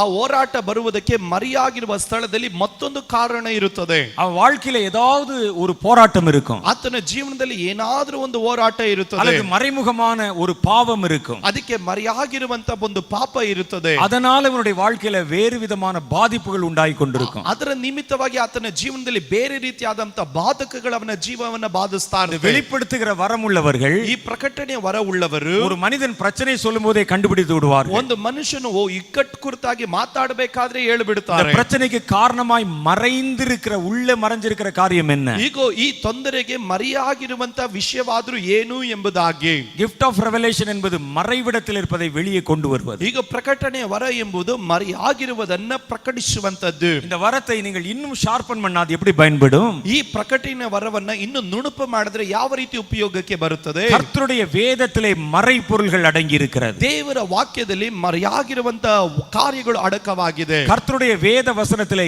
7 பொருள் அடங்கி இருக்கிறது. ಸತ್ಯವೇದ ಗ್ರಂಥದಲ್ಲಿ 7 ರಹಸ್ಯಗಳು ಅಡಗಿದೆ. நீங்க மேலோட்டமா படிக்கிற வசனத்தின் அந்த பொருள் மாத்திரமல்ல, ಈಗ ನೀವು ಮೇಲ್ನೋಟದಲ್ಲಿ ಓದುವಂತ ವಾಕ್ಯ ಮಾತ್ರವಲ್ಲ, அதுக்கு பின்னால 7 விதமான லேயர்ஸ் இருக்கிறது. ಅದರ ಮೇಲ್ಗಡೆ 7 ರೀತಿಯಾದ ಹಂತಗಳು ಉಂಟು. கர்த்தருடைய வேதம் சொல்லுகிறது, ದೇವರ ವಾಕ್ಯ ಹೇಳುತ್ತದೆ, கர்த்தருடைய வசனம் 7 முறை உருக்கி புடமிடப்பட்டது. ದೇವರ ವಾಕ್ಯವು 7 ಸಾರಿ ಅದು ಪುಟಕ್ಕೆ ಹಾಕಲ್ಪಟ್ಟಿದ್ದು. நீங்க சாதாரணமா படிச்சா ஒரு அர்த்தம் தெரியும், ನೀವು ಸಾಧಾರಣವಾಗಿ ಓದಿದ್ರೆ ಒಂದು ಅರ್ಥ ಗೊತ್ತಾಗುತ್ತದೆ. அதனுடைய மறைவிடத்துல இன்னும் நிறைய ரகசியங்கள் அடங்கி இருக்கு. ಅದರ ಗುಪ್ತ ಸ್ಥಳದಲ್ಲಿ ಇನ್ನು ಅನೇಕ ವಿಧ ರಹಸ್ಯಗಳು ಅಡಕವಾಗಿದೆ. அது சும்மா படிக்கிறவங்களுக்கு புரியாது, ಅದು ಸುಮ್ಮನೆ ಓದೋವರಿಗೆ ಗೊತ್ತಾಗೋದಿಲ್ಲ. இந்த வரம் இருக்கிறது என்று வைத்துக் கொள்ளுங்கள். ಈ ವರ ಇದೆ ಅಂತ ತಿಳ್ಕೊಳ್ರಿ. அவன் ஒரு வேத வார்த்தையை படிச்சா, ಅವನು ಒಂದು ದೇವರ ವಾಕ್ಯವನ್ನು ಓದಿದ್ರೆ, அவன் நுணுக்கமாய் படித்தால், ಆತನು ಸ್ಪಷ್ಟವಾಗಿ ಓದಿದ್ರೆ இந்த வரம் கிரியை செய்ய ಈ ஆரம்பிச்சிடும். ವರ ಕ್ರಿಯೆ ಮಾಡುವುದಕ್ಕೆ அதற்குள்ளே இருக்கிற ரகசியங்கள் வெளிப்பட ஆரம்பிச்சிடும். ಅದರ ಒಳಗಡೆ ಇರುವಂತ ರಹಸ್ಯಗಳು ಪ್ರಕಟವಾಗುತ್ತದೆ. வசனத்தில் இருக்கிற மறைபொருள்கள் வெளிப்பட ஆரம்பித்து விடும். ವಾಕ್ಯದಲ್ಲಿ ಇರುವಂತ ಗುಪ್ತವಾದ ಕಾರ್ಯಗಳು ಪ್ರಕಟವಾಗುತ್ತದೆ. இந்த வரத்தை நீங்க பயன்படுத்த தான் நீங்க அடுத்த லெவல் போக முடியும். ಈ ವರವನ್ನು ಉಪಯೋಗಿಸ್ತಾ ಮುಂದಿನ ಹಂತಕ್ಕೆ ನೀವು ಬೆಳಿಲಿಕ್ಕೆ ಸಾಧ್ಯ. சில ஆளுக்கு அந்த வரத்தை பெற்று மேடையில பேர் சொல்றதோட முடிச்சிருவான். ಕೆಲವರು ಈ ವರವನ್ನು ಇಟ್ಟುಕೊಂಡು ವೇದಿಕೆ ಮೇಲೆ ಮಾತಾಡೋದ್ರಲ್ಲೇ ನಿಲ್ಲಿಸ್ಬಿಡ್ತಾರೆ. சில ஆளுக்கு அடுத்தவனுடைய மனசுல என்ன இருக்குன்னு அதை பார்க்கறதுலயே காலத்தை கடத்தி விடுவாங்க. ಕೆಲವರು ಬೇರೊಬ್ಬರ ಮನಸ್ಸಲ್ಲಿ ಏನಿದೆ ಅದನ್ನು ಹುಡುಕೊಂಡೇ ಸಮಯವನ್ನು ವ್ಯರ್ಥ ಮಾಡ್ತಾರೆ. இது யாரு, ಇದು ಯಾರು, இது ஏன் வந்திருக்குது, ಇವರು ಏನಕ್ಕೆ ಬಂದಿದ್ದಾರೆ, இவர் மனசுல என்ன யோசிக்கிறாரு, ಇವರ ಮನಸ್ಸಲ್ಲಿ ಏನು ಯೋಚನೆ நீங்க ಮಾಡ್ತಾರೆ. இப்படி அந்த வரத்தை மனிதர்களுக்குள்ளே பயன்படுத்தினா கொஞ்ச நாள்ல பைத்தியம் ஆயிருவீங்க. ಈ ರೀತಿಯಾದಂತ ವರಗಳನ್ನ ಮನುಷ್ಯರ ಒಳಗಡೆ ನೀನು ಉಪಯೋಗಿಸ್ತಾ ಇದ್ರೆ ಇನ್ನು ಸ್ವಲ್ಪ ಕಾಲಕ್ಕೆ ಹುಚ್ಚನಾಗಿ ಹೋಗ್ಬಿಡುತ್ತಿ. சிலர் இப்படி அந்த வரத்தை மனிதர்களுக்குள்ளே செலுத்திக் கொண்டிருப்பாங்க. ಕೆಲವರು ಈ ರೀತಿಯಾದಂತ ವರಗಳನ್ನ ಮನುಷ್ಯರ ಒಳಗಡೆನೆ ಉಪಯೋಗಿಸ್ತಾ ಇರ್ತಾರೆ. அதை அந்தந்த நேரங்களில் பயன்படுத்திக் கொள்ள வேண்டும். ಅದು ಆ ಸಮಯಗಳಲ್ಲಿ ಉಪಯೋಗಿಸಬೇಕು. நாம் இந்த வரத்தை பயன்படுத்துவதற்கு இன்னும் பல இடங்கள் இருக்கிறது. ನಾನು ಈ ವರವನ್ನು ಉಪಯೋಗಿಸುವುದಕ್ಕೆ ಇನ್ನ ಅನೇಕ ಸ್ಥಳಗಳಿದೆ. இந்த வரத்தினுடைய 3வது லெவல் தேவனுடைய வசனத்துக்குள்ளே அதை செலுத்துவது. ಈ ವಾಕ್ಯದ ಈ ವರದ 3ನೇ ಹಂತ ಏನದು, ದೇವರ ವಾಕ್ಯದಲ್ಲಿ ಉಪಯೋಗಿಸುವಂತದ್ದು. தேவனுடைய வார்த்தைகளை நிதானமா நிறுத்தி வாசிச்சு பார்க்கணும். ದೇವರ ವಾಕ್ಯವನ್ನು ನಿಧಾನವಾಗಿ ಪರಿಶೋಧಿಸಿ ಓದಬೇಕು. இந்த வரத்தை அதன் மேல் அனுமதிக்கணும். ಈ ವರವನ್ನ ಅದರ ಮೇಲೆ ಅನುಮತಿ ಮಾಡಬೇಕು. அது வாசிக்கும் பொழுது அதற்குள் மறைந்திருக்கிற மறைபொருள் உங்களுக்கு வெளிப்படுத்தப்படும். ನೀನು ಅದನ್ನು ಉಪಯೋಗಿಸಿದಾಗ ಆ ವಾಕ್ಯದಲ್ಲಿ ಮರೆಯಾಗಿರುವಂತ ಗುಪ್ತವಾದ ರಹಸ್ಯಗಳು ನಿನಗೆ ಪ್ರಕಟವಾಗುತ್ತದೆ. தேவன் பல ரகசியங்களை தன் வசனத்தில் வைத்திருக்கிறார். ದೇವರು ಅನೇಕ ರಹಸ್ಯಗಳನ್ನು ತನ್ನ ವಚನದಲ್ಲಿ ಇಟ್ಟಿದ್ದಾನೆ. அது மாத்திரமல்ல, மறைவிடத்தில் இருக்கிற காரியங்களை வெளியே கொண்டு வருதான் அந்த வரத்தினுடைய ಸ್ಪೆಷಾಲಿಟಿ. ಈಗ ಗುಪ್ತವಾಗಿ ಅಡಗಿಸಲ್ಪಟ್ಟಂತ ಸಂಗತಿಗಳನ್ನ ಪ್ರಕಟಿಸುವಂತದ್ದೇ ಈ ವರದ ವಿಶೇಷತೆ. அடுத்து மறைஞ்சிருக்கிற வேற விஷயம் என்ன? ಮುಂದೆ ಮರೆಯಾಗಿರುವಂತ ಬೇರೊಂದು ವಿಷಯವೇನು? பிசாசும் அவனுடைய தந்திரமும். ಸೈತಾನನು ಮತ್ತು ಆತನ ತಂತ್ರಗಳು. சாத்தான் எப்பவும் சட்டுன்னு கண்ணுக்கு தெரிய மாட்டான். ಸೈತಾನನು ಯಾವಾಗಲೂ ತಕ್ಷಣವಾಗಿ ಕಣ್ಣಿಗೆ ಕಾಣಲ್ಲ. அவன் ಸಿನಿಮಾ பேய் அல்ல. ಆತನು ಸಿನಿಮಾ ಆಟವಲ್ಲ. சினிமா தான் சலங்க கட்டிட்டு போகும். ಅಲ್ಲಿ ಸಿನಿಮಾ ಎಲ್ಲ ಅದು ತಕ್ಷಣ வெள்ளை சேலை கட்டிட்டு போகும். ಅದು ಬಿಳಿ ವಸ್ತ್ರವನ್ನು ಧರಿಸಿಕೊಂಡು மல்லிகை பூ வச்சிட்டு பாட்டு பாடிட்டு போகும். ಇದು ಹಾಡು ಆಡ್ಕೊಂಡು ಹೋಗುತ್ತದೆ. ஒரிಜಿನல் பிசாசு அப்படி செய்யாது. ನಿಜವಾದ ಸೈತಾನನ ಆ ರೀತಿ ಮಾಡೋದಿಲ್ಲ. அது உங்க பக்கத்துல நிக்கிறதே உங்களுக்கு தெரியாது. ಅದು ನಿನ್ನ ಪಕ್ಕದಲ್ಲಿ ನಿಲ್ಲೋದೇ ಗೊತ್ತಾಗಲ್ಲ. மெல்ல பேசிக்கிட்டே இருக்கும். ಅದು ನಿಧಾನವಾಗಿ ಮಾತಾಡ್ತಾ ಇರುತ್ತದೆ. வெளியே வா போலாம் சொல்லும். ಬಾ ಹೋಗೋಣ ಅಂತ ಹೇಳುತ್ತದೆ. ரொம்ப நேரமா பிரசங்கம் பண்ணிட்டு இருக்காரு. ಸ್ವಲ್ಪ ಹೊತ್ತಿನಿಂದ ಪ್ರಸಂಗ ಮಾಡ್ತಾ ಇದ್ದಾರೆ. ஏதாவது வாட்ஸ்அப்ல செய்தி வந்திருக்கான் பார்த்துட்டு வந்துடலாம். ವಾಟ್ಸ್ಆಪ್ ಅಲ್ಲಿ ಏನಾದ್ರೂ ಸಂದೇಶ ಬಂದಿದ್ಯಾ ನೋಡ್ಕೊ ಬಂದ್ಬಿಡೋಣ. அப்படியே கொஞ்சம் மெல்ல வெளியே வாவே. ಸ್ವಲ್ಪ ನಿಧಾನವಾಗಿ ಹೊರಗಡೆ ಬಾ. ஒரு டீ குடிச்சிட்டு அப்படி வந்துடலாம். ಒಂದು ಟೀ ಕುಡ್ಕೊಂಡು ಬರೋಣ. சாத்தான் உங்கள் பக்கத்திலே உங்களுடைய நன்மை விரும்புகிறவனை போல தன்னை காண்பிப்பான். ಸೈತಾನನು ನಿಮ್ಮ ಒಳಿತನ್ನ ಬಯಸುವ ಹಾಗೆ ತೋರಿಸ್ತಾನೆ. சினிமா பேய் தான் ஒரு கண்ணு இல்லாம காது இல்லாம வரும். ಈಗ ಸಿನಿಮಾದಲ್ಲಿ ಇರುವಂತ ದೇವಗಳು ಒಂದು ಕಣ್ಣಿಲ್ಲದೆ ಒಂದು ಕಿವಿ ಇಲ್ಲದೆ ಬರುತ್ತದೆ. ஆனா ஒரிஜினல் பிசாசு நல்ல மேக்கப்போடே கூட வரும். ಆದ್ರೆ ನಿಜವಾದ ಸೈತಾನನು ಒರಿಜಿನಲ್ ಮೇಕಪ್ ಮಾಡ್ಕೊಂಡು ಬರ್ತಾನೆ. பிசாசு இப்படிலாம் வந்தான்னா நீங்க யாரும் பிசாசை ஏற்றுக்கொள்ள மாட்டீர்கள். நான் சொல்ற மாதிரி கண்ணு பெருசாவும் கால் பெருசாவும் தான் பயந்து ஓடிடுவான். ಅಲ್ಲಿ ನೀವು ಸೈತಾನನು ಆತನು ದೊಡ್ಡ ಕಣ್ಣು ದೊಡ್ಡ ಕಾಲು ಆ ರೀತಿಯಾಗಿ ಬಂದ್ರೆ ನೀವು ಭಯಪಟ್ಟು ಓಡೋಗ್ತೀರ. உண்மையான பிசாசு அப்படி வர மாட்டான். ನಿಜವಾದ ಸೈತಾನನ ಆ ರೀತಿ அவனுடைய நோக்கம் நீங்கள் அவனை ஏற்றுக்கொள்ள வேண்டும். ಅವನ ಉದ್ದೇಶ ನೀವು ಆತನನ್ನು ಅಂಗೀಕರಿಸಬೇಕು. அவன் கொம்பு வச்சு 2 பல்ல வச்சு வா ஐ லவ் யூன்னு சொன்னா போவீங்களா யாராவது? ಆತನು ದೊಡ್ಡ ಕೊಂಬು ಇಟ್ಕೊಂಡೆ ದೊಡ್ಡ ಹಲ್ಲು ಇಟ್ಕೊಂಡು ಐ ಲವ್ ಯು ಬಾ ಅಂತ ಹೇಳಿದ್ರೆ ಹೋಗ್ತೀರಾ ಯಾರಾದ್ರೂ? அவனுக்கு தெரியும் எவனை எங்க தட்டணும்னு. ಅವನು ಗೊತ್ತು ಯಾರನ್ನ ಎಲ್ಲಿ ತಟ್ಟಬೇಕು ಅಂತ. அவன் மறைந்திருப்பான், ಅವನು ಮರೆಯಾಗಿರ್ತಾನೆ, ஒரு பக்கத்துல இருப்பான். ನಿಮ್ಮ ಪಕ್ಕದಲ್ಲೇ ಇರ್ತಾನೆ. இந்த கிஃப்ட் ஆஃப் ரெவலேஷன் இருக்கிறவங்க ಈ ಪ್ರಕಟಣೆಯ ವರವುಳ್ಳವರು மறைந்திருக்கிற பிசாசை கண்டுபிடித்து விடுவார்கள். ಮರೆಯಾಗಿರುವಂತ ಸೈತಾನನನ್ನು ಕಂಡುಹಿಡಿಯುತ್ತಾರೆ. அவன் எந்த இடத்திலும் எந்த சூழ்நிலையிலும் எப்படி வேண்டுமானாலும் பக்கத்துல இருப்பான். ಯಾವ ಸಮಯದಲ್ಲೂ ಯಾವ ಸಂದರ್ಭದಲ್ಲೂ ಯಾವಾಗ್ಲೂ ಪಕ್ಕದಲ್ಲಿ ಇರ್ತಾನೆ. சில சமயங்களில் நம்ம மேல ரொம்ப அக்கறை உள்ளவனை போல காண்பிப்பான். ಕೆಲವೊಂದು ಸಾರಿ ನಮ್ಮ ಮೇಲೆ ಬಹಳ ಪ್ರೀತಿ ಇರುವ ಹಾಗೆ ತೋರಿಸ್ತಾನೆ. இயேசு கிறிஸ்து 40 நாள் போய் மலையில உபவாசம் பண்ணினார். ಯೇಸು ಸ್ವಾಮಿ 40 ದಿವಸ ಹೋಗಿ ಬೆಟ್ಟದಲ್ಲಿ ಉಪವಾಸ ಮಾಡಿದನು. 40 நாட்கள் அவன் பச்சை தண்ணி கூட குடிக்கல. அவர் 40 ದಿವಸ ತಣ್ಣೀರನ್ನು ಸಹ ಕುಡಿಯಲಿಲ್ಲ. நம்ம ஃபாஸ்டிங் மாதிரிலாம் இல்ல அவருடைய ஃபாஸ்டிங். ನಮ್ಮ ಉಪವಾಸಗಳಾಗಲ್ಲ ಆತನ ಉಪವಾಸ. அது ரொம்ப வைராக்கியமான ஒரு உபவாசம். ಅದು ಬಹಳ ವೈರಾಗ್ಯವುಳ್ಳ ಉಪವಾಸ. 40 நாள் முடிந்த பிறகு அவருக்கு மிகுந்த பசி உண்டாயிற்று. 40 ದಿವಸ ಆದ ಮೇಲೆ ಆತನಿಗೆ ಬಹಳ ಹಸಿವು ಉಂಟಾಯಿತು. அப்ப பிசாசு சத்ருவானவன் அவர் முன்பாக வந்து நின்றான். ಆಗ ಸೈತಾನನು ಶತ್ರುವಾದವನು ಯೇಸುವಿನ ಮುಂದೆ ಬಂದು ನಿಲ್ತಾ ಇದ್ದಾನೆ. அவருக்கு பசிக்கிறதை குறித்து அவர் கூட கவலைப்படல. ಈಗ ಹಸುವಿನ ಕುರಿತಾಗಿ ಯೇಸು ತಾನೇ ಚಿಂತೆ ಮಾಡಲಿಲ್ಲ. அவங்க ಅಮ್ಮ கூட 40 நாளாச்சே புள்ள போய் என்ன சாப்பிட்டானா சாப்பிடலையான்னு கவலைப்படல. ಈಗ ಅವರ ತಾಯಿ ಸಹ 40 ದಿವಸ ಆಯ್ತು ಮಗ ಹೋಗಿ ಊಟ ತಿನ್ನೋ ಇಲ್ಲ ಅಂತ ಚಿಂತೆ ಮಾಡಲಿಲ್ಲ. சார் வந்துட்டாருங்க. ಈ ಸಾರ್ ಅವರು ಬಂದ್ರು. அவர் சொல்லுகிறாருங்க வந்து பிசாசு சொல்றான். ಅಲ್ಲಿ ಬಂದು ಸೈತಾನನ್ ಹೇಳ್ತಾ ಇದ್ದಾನೆ, பசியா இருப்பீங்க, ಹಸುವಾಗಿದೆ. ஏன் பசியா இருக்கணும்? ಏನಕ್ಕೆ ಹಸುವಾಗಿರ್ಬೇಕು? கல்லுகள் எல்லாம் அப்பமாய் மாற செய்தால், ಈ ಕಲ್ಲುಗಳನ್ನೆಲ್ಲ ರೊಟ್ಟಿಯಾಗಿ ಮಾಡಿದ್ರೆ. நல்லா யோசிச்சு பாருங்க, இவரை குறித்து இவருடைய பசி குறித்து அவனுக்கு என்ன கவலை? ಈಗ ಯೋಚನೆ ಮಾಡಿ ನೋಡ್ರಿ, ಈತನ ಕುರಿತಾಗಿ ಈತನ ಹಸುವಿನ ಕುರಿತಾಗಿ 40 நாள் ಚಿಂತೆ. 40 நாள் ஜெபம் பண்ணி மெலிஞ்சிட்டீங்களே. 40 ದಿವಸ ಉಪವಾಸ ಮಾಡಿ ಸಣ್ಣಗಾಗೋದ್ರಲ್ಲ. எப்படி ஒரு 5-6 கிலோவாவது குறைஞ்சிருக்கும் போல இருக்கே. ಹೆಚ್ಚುಕೊಂದು 5-6 kg ಆದ್ರೂ ಕಡಿಮೆ ಆಗಿರಬೇಕು. இந்த கல்லுகளை அப்பமாய் மாற்றும். ಈ ಕಲ್ಲನ್ನು ರೊಟ್ಟಿಯಾಗಿ ಮಾರ್ಪಡಿಸು. உங்க மேல அக்கறை உள்ளவனை போல காண்பிப்பான். ನಿಮ್ಮ ಮೇಲೆ ಪ್ರೀತಿ ಉಳ್ಳವನಾಗಿ ತೋರಿಸ್ತಾನೆ. உங்களை நேசிக்கிறவனை போல காண்பிப்பான். ಪ್ರೀತಿ ಮಾಡುವವನಾಗಿ ತೋರಿಸ್ತಾನೆ. அவன் மறைந்திருப்பான். ಅವನು ಮರೆಯಾಗಿರ್ತಾನೆ. அதை கண்டுபிடிப்பதற்கு இந்த வரத்தை பயன்படுத்தணும். ಅದನ್ನು ಕಂಡುಹಿಡಿಯುವುದಕ್ಕಾಗಿ ವರವನ್ನು ಉಪಯೋಗಿಸಬೇಕು. வரங்கள் என்பது பணம் சம்பாதிப்பதற்கு கொடுக்கப்பட்டதல்ல. ವರಗಳು ಎಂಬುದು ಹಣ ಸಂಪಾದನೆ ಮಾಡೋದಕ್ಕುಳ್ಳದಲ್ಲ. கர்த்தருக்கு மகிமை கொண்டு வருவதற்காக பயன்படுத்த கொடுக்கப்பட்டவைகள். ಕರ್ತನಿಗೆ ಮಹಿಮೆ ತರುವುದಕ್ಕಾಗಿ ಉಪಯೋಗಿಸುವುದಕ್ಕಾಗಿ ಕೊಡಲ್ಪಟ್ಟಿದ್ದು. இயேசு ஒரு நாள் தம்முடைய சீடர்களை அழைத்தார். ಯೇಸು ಒಂದು ದಿವಸ ತನ್ನ ಶಿಷ್ಯರನ್ನು ಕರೆದನು. அவர்களை பார்த்து கேட்டார், ஜனங்கள் என்னை பற்றி என்ன சொல்றாங்க? ಅವರನ್ನು ನೋಡಿ ಕೇಳಿದನು, ಜನರು ನನ್ನ ಕುರಿತಾಗಿ ಏನು ಹೇಳ್ತಾರೆ? சீஷர்களில் ஒருவர் சொன்னார், ಶಿಷ್ಯರಲ್ಲಿ ಒಬ್ಬನೇ ಹೇಳಿದನು, நீர் பெரிய தீர்க்கதரிசி என்கிறார்கள். ನೀನು ದೊಡ್ಡ ಪ್ರವಾದಿ ಎಂದು ಹೇಳ್ತಾರೆ. எலியாவா தான் இருக்க வேண்டும் என்கிறார்கள். ನೀನು ಎಲಿಯನೇ ಇರಬೇಕು ಎಂದು ಹೇಳ್ತಾರೆ. ஒவ்வொருவரும் ஒவ்வொன்றை சொன்னாங்க. ಒಬ್ಬೊಬ್ಬರು ಒಂದೊಂದು ಕಾರ್ಯ ಹೇಳ್ತಾ ಇದ್ದಾರೆ. செய்கிற அற்புதங்கள் ஆச்சரியமா இருக்குதுன்னு சொல்றாங்க. ನೀನು ಮಾಡುವಂತ ಅದ್ಭುತಗಳು ಆಶ್ಚರ್ಯ ಎಂದು ಹೇಳುತ್ತಾರೆ. இயேசு சொன்னார், அவங்க சொல்றது இருக்கட்டும், நீங்க என்ன சொல்றீங்க? ಯೇಸು ಸ್ವಾಮಿ ಹೇಳ್ತಾನೆ, ಅವರೆಲ್ಲ ಹೇಳೋದಿರ್ಲಿ, ನೀವೇನ್ ಹೇಳ್ತೀರಾ? வெளியே இருக்கிறவன் 1000 சொல்லுவான், ಹೊರಗಡೆ ಇರೋನ್ 1000 ಹೇಳ್ತಾನೆ. கூட இருக்கிறவங்க என்ன சொல்றீங்க? ಜೊತೆ ಇರುವವರು ನೀವೇನ್ ಹೇಳ್ತೀರಾ? எல்லாரும் ஒருவர் பார்த்தார்கள். ಎಲ್ಲರೂ ಒಬ್ಬರನ್ನ ಮತ್ತೊಬ್ಬರು ನೋಡಿದ್ರು. என்ன சொல்லலாம் இயேசுவை பற்றி? ಏನ್ ಹೇಳೋಣ ಯೇಸುವಿನ ಬಗ್ಗೆ? உடனே முந்தி கொண்டு ஒருவர் முன்னால வந்தார். ತಕ್ಷಣವಾಗಿ ಜಿಗಿದುಕೊಂಡು ಒಬ್ಬನ ಮುಂದೆ ಬಂದ பேதுரு. எப்பவுமே முந்தி கொண்டு வருகிறார். ಪೇತ್ರನು ಯಾವಾಗಲೂ ಜಿಗಿದುಕೊಂಡು ಬರೋನು.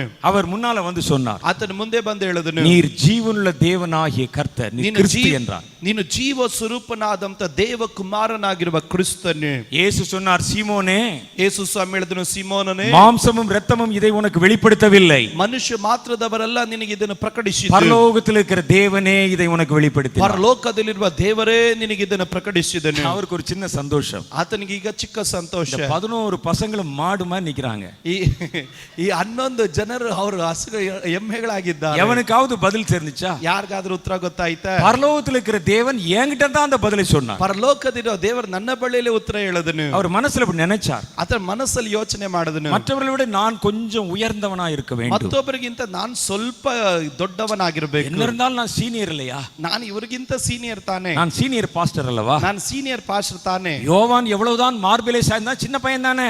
ಯೋಹಾನನ್ ಎಷ್ಟೇ ಎದೆಗೆ ಹೊರಕೊಂಡ್ರೆ ಅವನು ಚಿಕ್ಕ ಹುಡುಗ அப்படி மனசுல நினைத்து கொண்டே இருந்தார். ಎಂದು ಮನಸ್ಸಲ್ಲಿ ಭಾವಿಸಿಕೊಂಡಿದ್ದನು. இயேசு அந்த டாபிக் விட்டு அடுத்த டாபிக் போயிட்டாரு. ಯೇಸು ಆ ಟಾಪಿಕ್ ಬಿಟ್ಟು ಮತ್ತೊಂದು ಟಾಪಿಕ್ ಹೋದ. ஆனா இவர் இன்னும் அந்த டாபிக்லயே நின்று கொண்டிருக்கிறார். ಇನ್ನ ಇವರು ಅದೇ ವಿಷಯದಲ್ಲಿ ನಿಂತಿದ್ದಾರೆ. இவர் மற்றவர்களோட தன்னை உயர்ந்தவன் என்று நினைச்ச உடனே ಈತನು ಮತ್ತೊಬ್ಬರಿಗಿಂತ ತಾನು ದೊಡ್ಡವನೆಂದು ಯೋಚನೆ ಮಾಡಿದ ತಕ್ಷಣ பிசாசு வந்து விட்டான் பக்கத்துல. ಸೈತಾನನು ಪಕ್ಕದಲ್ಲಿ ಬಂದುಬಿಟ್ಟ. இவர் ஒன்று நினைத்தால் பிசாசு இன்னும் கொஞ்சம் தூண்டி விடுகிறான். ಇವನು ಒಂದು ಯೋಚನೆ ಮಾಡಿದ್ರೆ ಮತ್ತೊಂದನ್ನು ಸೈತಾನನು ಪ್ರೇರೇಪಿಸಿಕೊಡ್ತಾ ಇದ್ದಾನೆ. ஆமாமா பேதுரு, நீ எவ்வளவு பெரிய ஆளு. ಪೇತ್ರನೇ, ನೀನ್ ಎಷ್ಟು ದೊಡ್ಡವನು. நீ எவ்வளவு அனுபவஸ்தன், ನೀನು ಎಷ್ಟು ಅನುಭವ ಉಳ್ಳವನು, எல்லாரையும் விட நீதானே வயசாளி, ಎಲ್ಲರಿಗಿಂತ ನೀನೇ ತಾನೇ ಹಿರಿಯನು, என்னதான் இவர் தேவகுமாரனா இருந்தா கூட இவரை விட நீதானே வயசானவன், ಅಲ್ಲೂ ಏನೇ ಇತ್ತನು ದೇವಕುಮಾರನಾಗಿದ್ರು ಪ್ರಾಯದಲ್ಲಿ ನೀನ್ ತಾನೇ ಹಿರಿಯವನು. அவருக்கு 33 வயசு தானே ஆகுது, ಅವರಿಗೆ 33 ವರ್ಷ ತಾನೇ, உனக்கு 53 வயசு ஆகுது, ನಿನಗೆ 53 ವರ್ಷ, 20 வருஷம் பெரியவன், இப்படி பேசிட்டே இரு. 20 ವರ್ಷ ದೊಡ್ಡವನು ನೀನು. இயேசு வேற டாபிக் போயிட்டாரு. ಯೇಸು ಸ್ವಾಮಿ ಬೇರೆ ವಿಷಯಕ್ಕೆ ಹೋದನು. தன் சீஷர்களிடத்தில் ஒரு காரியத்தை சொல்லி கொண்டிருக்கிறார். ತನ್ನ ಶಿಷ್ಯರ ಬಳಿಯಲ್ಲಿ ಒಂದು ವಿಷಯ ಹೇಳ್ತಾ ಇದ್ದಾನೆ. நல்லா கவனிங்க, அடுத்து என்ன நடக்க போகுதுன்னா, ಗಮನಿಸಿ ಮುಂದೆ ಏನ್ ನಡೀಲಿಕ್ಕೆ ಹೋಗ್ತಾ ಇದೆ ಅಂದ್ರೆ, நான் சிலுவையிலே அடிக்கும்படி ஒப்பு கொடுக்கப்படுவேன், ನಾನು ಶಿಲುಬೆಯಲ್ಲಿ ಜಜ್ಜಲ್ಪಡುವುದಕ್ಕಾಗಿ ಒಪ್ಪಿಸಲ್ಪಡುತ್ತಾ ಇದ್ದೇನೆ, என்னை கைது செய்வார்கள், ನನ್ನನ್ನು ಸೆರೆ ಹಿಡಿಯುತ್ತಾರೆ, என்னை இழுத்து கொண்டு போவார்கள், ನನ್ನನ್ನು ಎಳಕೊಂಡು ಹೋಗ್ತಾರೆ, எனக்கு சிலுவை மரண தண்டனை கொடுக்கப்படும், ನನಗೆ ಶಿಲುಬೆ ಮರಣ ಶಿಕ್ಷೆ ಕೊಡಲ್ಪಡುತ್ತದೆ. எல்லாரும் அதை கேட்டு அப்படியே வந்து முகம் பேயறிஞ்ச மாதிரி நிக்கிறாங்க. ಎಲ್ಲರೂ ಮುಖ ಅದನ್ನು ಕೇಳಿದ ತಕ್ಷಣವಾಗಿ ಎಲ್ಲರೂ ಸ್ತಬ್ಧರಾಗಿ ನೋಡ್ತಾ ಇದ್ದಾರೆ. பேதுருக்கு இதை தாங்க முடியவில்லை. ಪೇತ್ರನಿಗೆ ಇದನ್ನು ಸಹಿಸಕ್ಕಾಗ್ಲಿಲ್ಲ. ஏன் இதெல்லாம் போய் வெளியே சொல்லிட்டு இருக்கிறார்? ಏನಕ್ಕೆ ಇದನ್ನೆಲ್ಲ ಇವರು ಹೊರಗಡೆ ಹೇಳ್ತಾ ஏன்னா ಇದ್ದಾರೆ? இவனுக்கு என்னன்னா எல்லாரையும் விட நான் பெரியவன். ಕಾರಣ ಈತನಿಗೆ ಒಂದು ಚಿಂತೆ, ಎಲ್ಲರಿಗಿಂತ ನಾನು இதை ದೊಡ್ಡವನು. ஏன் எல்லார் இடத்துல போய் சொல்லணும்? ಏನಕ್ಕೆ ಎಲ್ಲರ ಹತ್ರ ಹೋಗಿ ಹೇಳಬೇಕು? அப்படிலாம் ஒண்ணும் நடக்காது.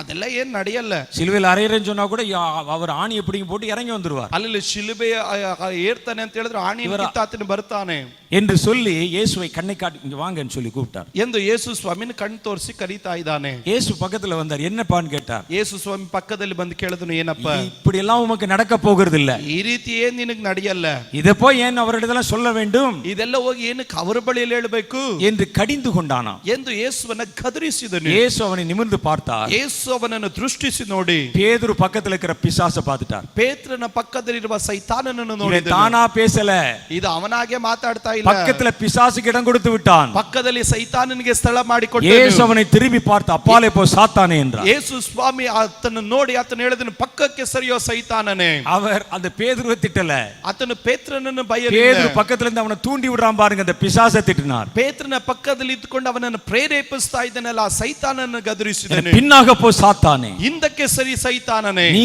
எனக்கு இடரலாய் இருக்கிறாய் என்றார். ನೀನು ನನಗೆ ತಡೆಯಾಗಿದ್ದಿ ಎಂಬುದಾಗಿ ಹೇಳಿದನು. பேதுருடைய மனசுல அது வந்தபோது பேதுரு ஒரு தப்பு கணக்கு போட்டு விட்டார். ಪೇತ್ರನಿಗೆ ಈ ಕಾರ್ಯಗಳು ಬಂದ ತಕ್ಷಣ ತನ್ನ ಮನಸ್ಸಲ್ಲಿ ತಪ್ಪು ಲೆಕ್ಕವನ್ನು ಮಾಡಿದನು. 2 நிமிஷத்துக்கு முன்னால தான பரலோகத்தின் பிதா பேசுறதாக இயேசு சொன்னாரு. ಈ 2 ನಿಮಿಷದ ಹಿಂದೆನೆ ಪರಲೋಕದ ತಂದೆ ಮಾತಾಡ್ತಾ ಇದ್ದಾನೆ ಅಂತ ತಾನೇ ಯೇಸು ಹೇಳಿದ್ದು. அதனால என் மனசுல வர்றது எல்லாமே பரலோகத்தினுடைய பிதா பேசுறதான்னு நினைச்சிட்டான். ಆದ್ರಿಂದ ತನ್ನ ಮನಸ್ಸಲ್ಲಿ ಬರೋದೆಲ್ಲ ಪರಲೋಕ ತಂದೆ ಮಾತಾಡ್ತಾ ಇದ್ದಾನೆ ಎಂದು ಭಾವಿಸಿಕೊಂಡನು. நாமும் பல சமயங்களில் அப்படித்தான் நினைத்து விடுவோம். ನಾವು ಅನೇಕ ಸಾರಿ ನಾವು ಅದೇ ರೀತಿನೇ ಚಿಂತೆ நான் ಮಾಡೋದು. ஒரு தீர்க்க தரிசனம் உரைத்தேன், ನಾನೊಂದು ಪ್ರವಾದನೆ ನೋಡಿದೆನು, அது நடந்து விட்டது, ಅದು ನಡೆದು ಬಿಟ್ಟಿತು. அப்படினா நான் சொல்ற எல்லாமே தீர்க்க தரிசனம் தான். ಆದ್ರಿಂದ ನಾನು ಹೇಳೋದೆಲ್ಲ ಪ್ರವಾದನೆನೇ. அப்படி நினைச்சீங்கன்னா ஏமாந்துருவீங்க. ಆ ರೀತಿ ನೆನೆಸಿದ್ರೆ ನೀವು ಮೋಸಕ್ಕೊಳಗಾಗ್ತೀರಿ. நீங்கள் பேசும்படி தேவன் சொல்றத பேசினா தான் தீர்க்க தரிசனம். ನೀವು ಮಾತನಾಡುವುದನ್ನ ದೇವರು ಹೇಳೋದನ್ನ ಕೇಳಿ ಮಾತಾಡಿದ್ರೇನೆ ಪ್ರವಾದನೆ. ஒரு தீர்க்கதரிசி பேசுகிற எல்லாமே தீர்க்க தரிசனம் அல்ல. ಒಂದು ಪ್ರವಾದಿ ನುಡಿಯುವುದು ಎಲ್ಲವೂ ಪ್ರವಾದನೆ ಅಲ್ಲ. ஒரு தீர்க்கதரிசி தேவன் பேச சொல்லி பேசுற பேர் தான் தீர்க்க தரிசனம். ಒಂದು ಪ್ರವಾದಿ ದೇವರು ಹೇಳೋದನ್ನ ಕೇಳಿ ಪ್ರವಾದಿಸುವುದೇ ಪ್ರವಾದನೆ. தீர்க்கதரிசிகள் எல்லாவற்றையும் கடந்தவர்கள் அல்ல. ಪ್ರವಾದಿಗಳು ಎಲ್ಲವನ್ನ ಅವರು ದಾಟಿಕೊಂಡು ಹೋದವರಲ್ಲ. தீர்க்கதரிசிகளுக்கும் பலவீனம் இருக்கிறது. ಪ್ರವಾದಿಗಳಿಗೆ ಬಲಹೀನತೆಗಳಿದೆ.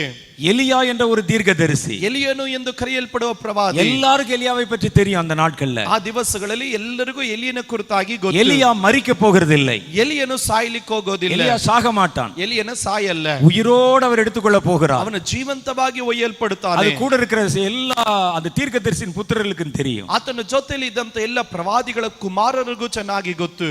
ஆனால் அதே எலியா, ಆದ್ರೆ ಅದೇ ಎಲಿಯನು ಯೇಸಬೇಲ್ தன்னை கொல்ல தேடுகிறாள் என்று தெரிந்தவுடனே, ಇಸಬೇಳಲು ಆತನನ್ನು ಕೊಲ್ಲಲಿಕ್ಕೆ ಹುಡುಕ್ತಾ ಇದ್ದಾನೆಂದು ಕೇಳಿದಾಗ ஒரு புதர் பக்கத்துல போய் மறைந்து படுத்துக்கொண்டு, ಆತನ ಒಂದು ಮರದ ಕೆಳಗಡೆ ಹೋಗಿ ಅವನು ಮಲಗಿಕೊಂಡು, ஒரு தேவதூதன் வந்து அவரை தட்டி எழுப்பி என்னையா காரியம் என்று கேட்கிறார். ಒಂದು ದೇವದೂತನು ತಟ್ಟಿ ಕೇಳ್ತಾ ಇದ್ದಾನೆ, ಏನಪ್ಪಾ ವಿಷಯ? எல்லாம் போச்சு, ಎಲ್ಲಾ ಮುಗಿದೋಯ್ತು, என்னை இப்ப தேடுறாங்க கவர்மெண்ட்ல, ನನ್ನನ್ನೀಗ ಸರ್ಕಾರದಲ್ಲಿ ಹುಡುಕ್ತಾ ಇದ್ದಾರೆ, என் ஆத்மா எனக்கு அவசியமாய் இருக்கிறது, ನನ್ನ ಆತ್ಮವು ನನಗೆ ಅವಶ್ಯಕತೆ ಆಗಿದೆ, நான் சாகணும், என்னை கொன்று போடும் என்றான். ನಾನು ಸಾಯಬೇಕು, ನಾನು ಕೊಂದು ಬಿಡು ನನ್ನ. அவ பாருங்க, ಅವನು ನೋಡ್ರಿ, அவனுக்கு சாவு கிடையாது. இன்னைக்கு வரைக்கும் எலியா சாகல, தெரியுமா உங்களுக்கு? ಅವನಿಗೆ ಸಾವು ಇಲ್ಲ, ಇದುವರೆಗೂ ಎಲಿಯನ ಆತನು ಸತ್ತೇ ಇಲ್ಲ. ஆனால் அவர் சொல்கிறார், நான் சாக வேண்டும், என்னை கொல்லுங்க. ಆತನು ಹೇಳ್ತಾ ನಾನು ಸಾಯ್ಬೇಕು, ನನ್ನನ್ನು ಕೊಂದು ಬಿಡ್ರಿ. தீர்க்கதரிசி பேசுகிற எல்லாமே தீர்க்க தரிசனம் அல்ல. ಪ್ರವಾದಿ ನುಡಿಯುವಂತದ್ದು ಎಲ್ಲವೂ ಪ್ರವಾದನೆ ಅಲ್ಲ. கர்த்தர் சொல்லி பேசுற பேர் தான் தீர்க்க தரிசனம். ಕರ್ತನು ಹೇಳುವುದನ್ನು ಕೇಳಿ ಮಾತಾಡೋದೇ ಪ್ರವಾದನೆ. அப்ப மறைந்திருக்கிற காரியத்தை அவர்கள் அறிந்து கொள்வது. ಆತನು ಗುಪ್ತವಾಗಿರುವ ಕಾರ್ಯಗಳನ್ನ ತಿಳಿದುಕೊಳ್ಳುವುದು. பேதுருக்கு அது தெரியாததுனால, ಈ ಪೇತ್ರನಿಗೆ ಗೊತ್ತಿಲ್ಲದಿರುವ ನಿಮಿತ್ತ தன் மனதில் தோன்றுகிறது எல்லாமே பரலோகத்தின் பிதா வெளிப்படுத்துவது என்று நினைத்து விட்டான். ತನ್ನ ಮನಸ್ಸಿನಲ್ಲಿ ಉಂಟಾಗುವುದು ಎಲ್ಲವೂ ಪರಲೋಕದ ತಂದೆ ಮಾತಾಡ್ತಾ ಇದ್ದಾನೆ ಎಂದು ಚಿಂತೆ ಮಾಡಿದನು. இயேசு அவனை நிமிர்ந்து பார்த்த பொழுது, ಯೇಸು ಸ್ವಾಮಿ ಅವನನ್ನು ದೃಷ್ಟಿಸಿ ನೋಡಿದಾಗ பரலோகத்தின் பிதா பயன்படுத்தின ஆள் பக்கத்துல பிசாசு நிக்கிறத பார்த்துட்டான். ಈಗ ಪರಲೋಕದ ತಂದೆ ಉಪಯೋಗಿಸಿದವನ ಪಕ್ಕದಲ್ಲಿ ಸೈತಾನನಿರುವುದನ್ನು ನೋಡಿದನು. இவன் எப்படா இடம் கொடுத்தான் இதற்கு? ಇವನು ಯಾವಾಗ ಸ್ಥಳ ಮಾಡಿಕೊಟ್ನು? பின்னால திரும்பி மற்ற சிஷ்யர்கிட்ட பேசுறதுக்குள்ள பேய்க்கு இடம் கொடுத்து விட்டான். ಈಗ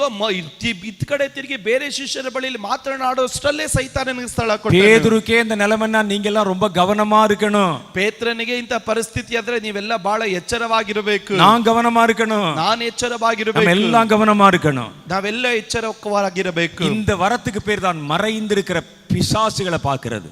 ಈ ವರದ ಹೆಸರಾಗಿರುತ್ತದೆ ಮರೆಯಾಗಿರುವಂತ ಸೈತಾನನನ್ನು ನೋಡುವುದು. இயேசு மனதில் இருக்கிற எண்ணத்தை மாத்திரமல்ல, ಯೇಸು ಮನಸ್ಸಲ್ಲಿರುವಂತ ಯೋಚನೆಗಳನ್ನು ಮಾತ್ರವಲ್ಲ, மறைந்திருக்கிற பிசாசை பார்த்தார். ಮರೆಯಾಗಿರುವ ಸೈತಾನನನ್ನು ನೋಡಿದನು. பிசாசு உங்கள் நடுவிலே மறைந்து கரைந்திருக்கிறான். ಸೈತಾನ ನಿಮ್ಮ ಮಧ್ಯದಲ್ಲಿ ಮರೆಯಾಗಿದ್ದು ಬೆರೆತಿದ್ದಾನೆ.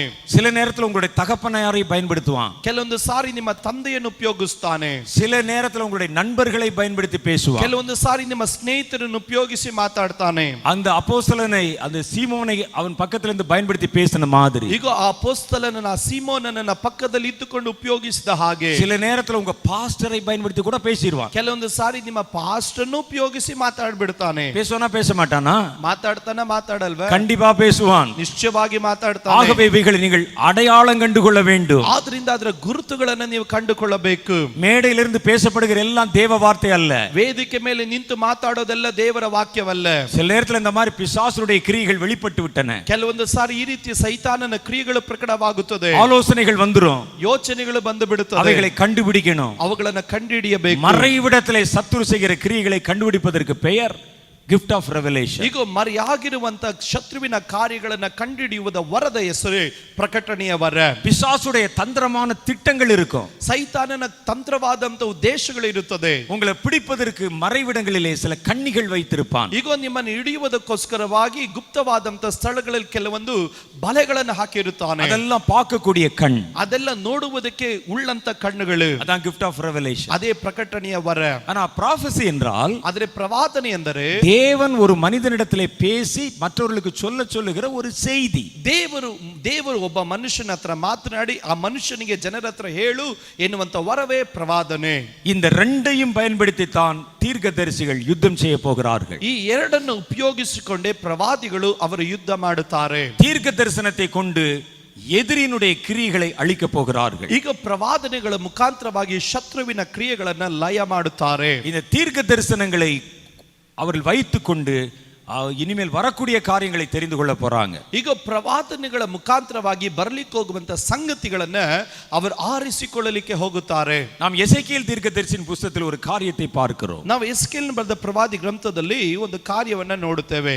அதில் அங்கே சொல்லப்படுகிறது, எசேக்கியேல் 11வது அதிகாரம், ಎಸೇಕಿಯೇಲ್ 11ನೇ ಅಧ್ಯಾಯ. ஒரு புதிய காரியம் நமக்கு சொல்லப்படுகிறது. ಅಲ್ಲಿ ನೀವು ನೋಡ್ರಿ ಒಂದು ಹೊಸ ಕಾರ್ಯ ನಮಗೆ ಹೇಳಲ್ಪಡುತ್ತದೆ. கர்த்தர் எப்படி தீர்க்கதரிசிகளை பயன்படுத்துகிறார் என்று பாருங்கள். ಕರ್ತನು ಯಾವ ರೀತಿ ಪ್ರವಾದಿಗಳನ್ನು ಉಪಯೋಗಿಸ್ತಾನೆ ಎಂಬುದಾಗಿ 11வது அதிகாரத்தை எடுத்துக்கொள்ளுங்க. 11ನೇ ಅಧ್ಯಾಯ ತೆಗೆದುಕೊಳ್ಳ್ರಿ. அதில் சில வார்த்தைகளை நான் உங்களுக்கு வாசிக்கிறேன். ಅದರಲ್ಲಿ ಕೆಲವೊಂದು ವಚನಗಳನ್ನು ನಿಮಗೆ ಓದುತ್ತೇನೆ. நல்லா கவனிச்சு படிச்சா தான் உங்களுக்கு புரியும். ಚೆನ್ನಾಗಿ ಗಮನಿಸಿ ಓದ್ರೇನೆ ನಿಮ್ಗೆ ಗೊತ್ತಾಗೋದು. பின்பு ஆவியானவர் என்னை எடுத்து, ಆಮೇಲೆ ದೇವರ ಆತ್ಮನ ನನ್ನನ್ನು ಎತ್ತಿ என்னை கர்த்தருடைய ஆலயத்தின் கிழக்கு முகமாய் இருக்கிற வாசலுக்கு கொண்டு போனார். ಪೂರ್ವ ದಿಕ್ಕಿಗೆ ಅಭಿಮುಖವಾಗಿರುವ ಯೆಹೋವನ ಆಲಯದಲ್ಲಿ ನನ್ನ ಮೂಡಣ ಬಾಗಿಲಿಗೆ ತಂದು ಬಿಟ್ಟಿತು. நான் ஏற்கனவே சொன்ன மாதிரியான அனுபவம் தான் அவருடைய அனுபவம்.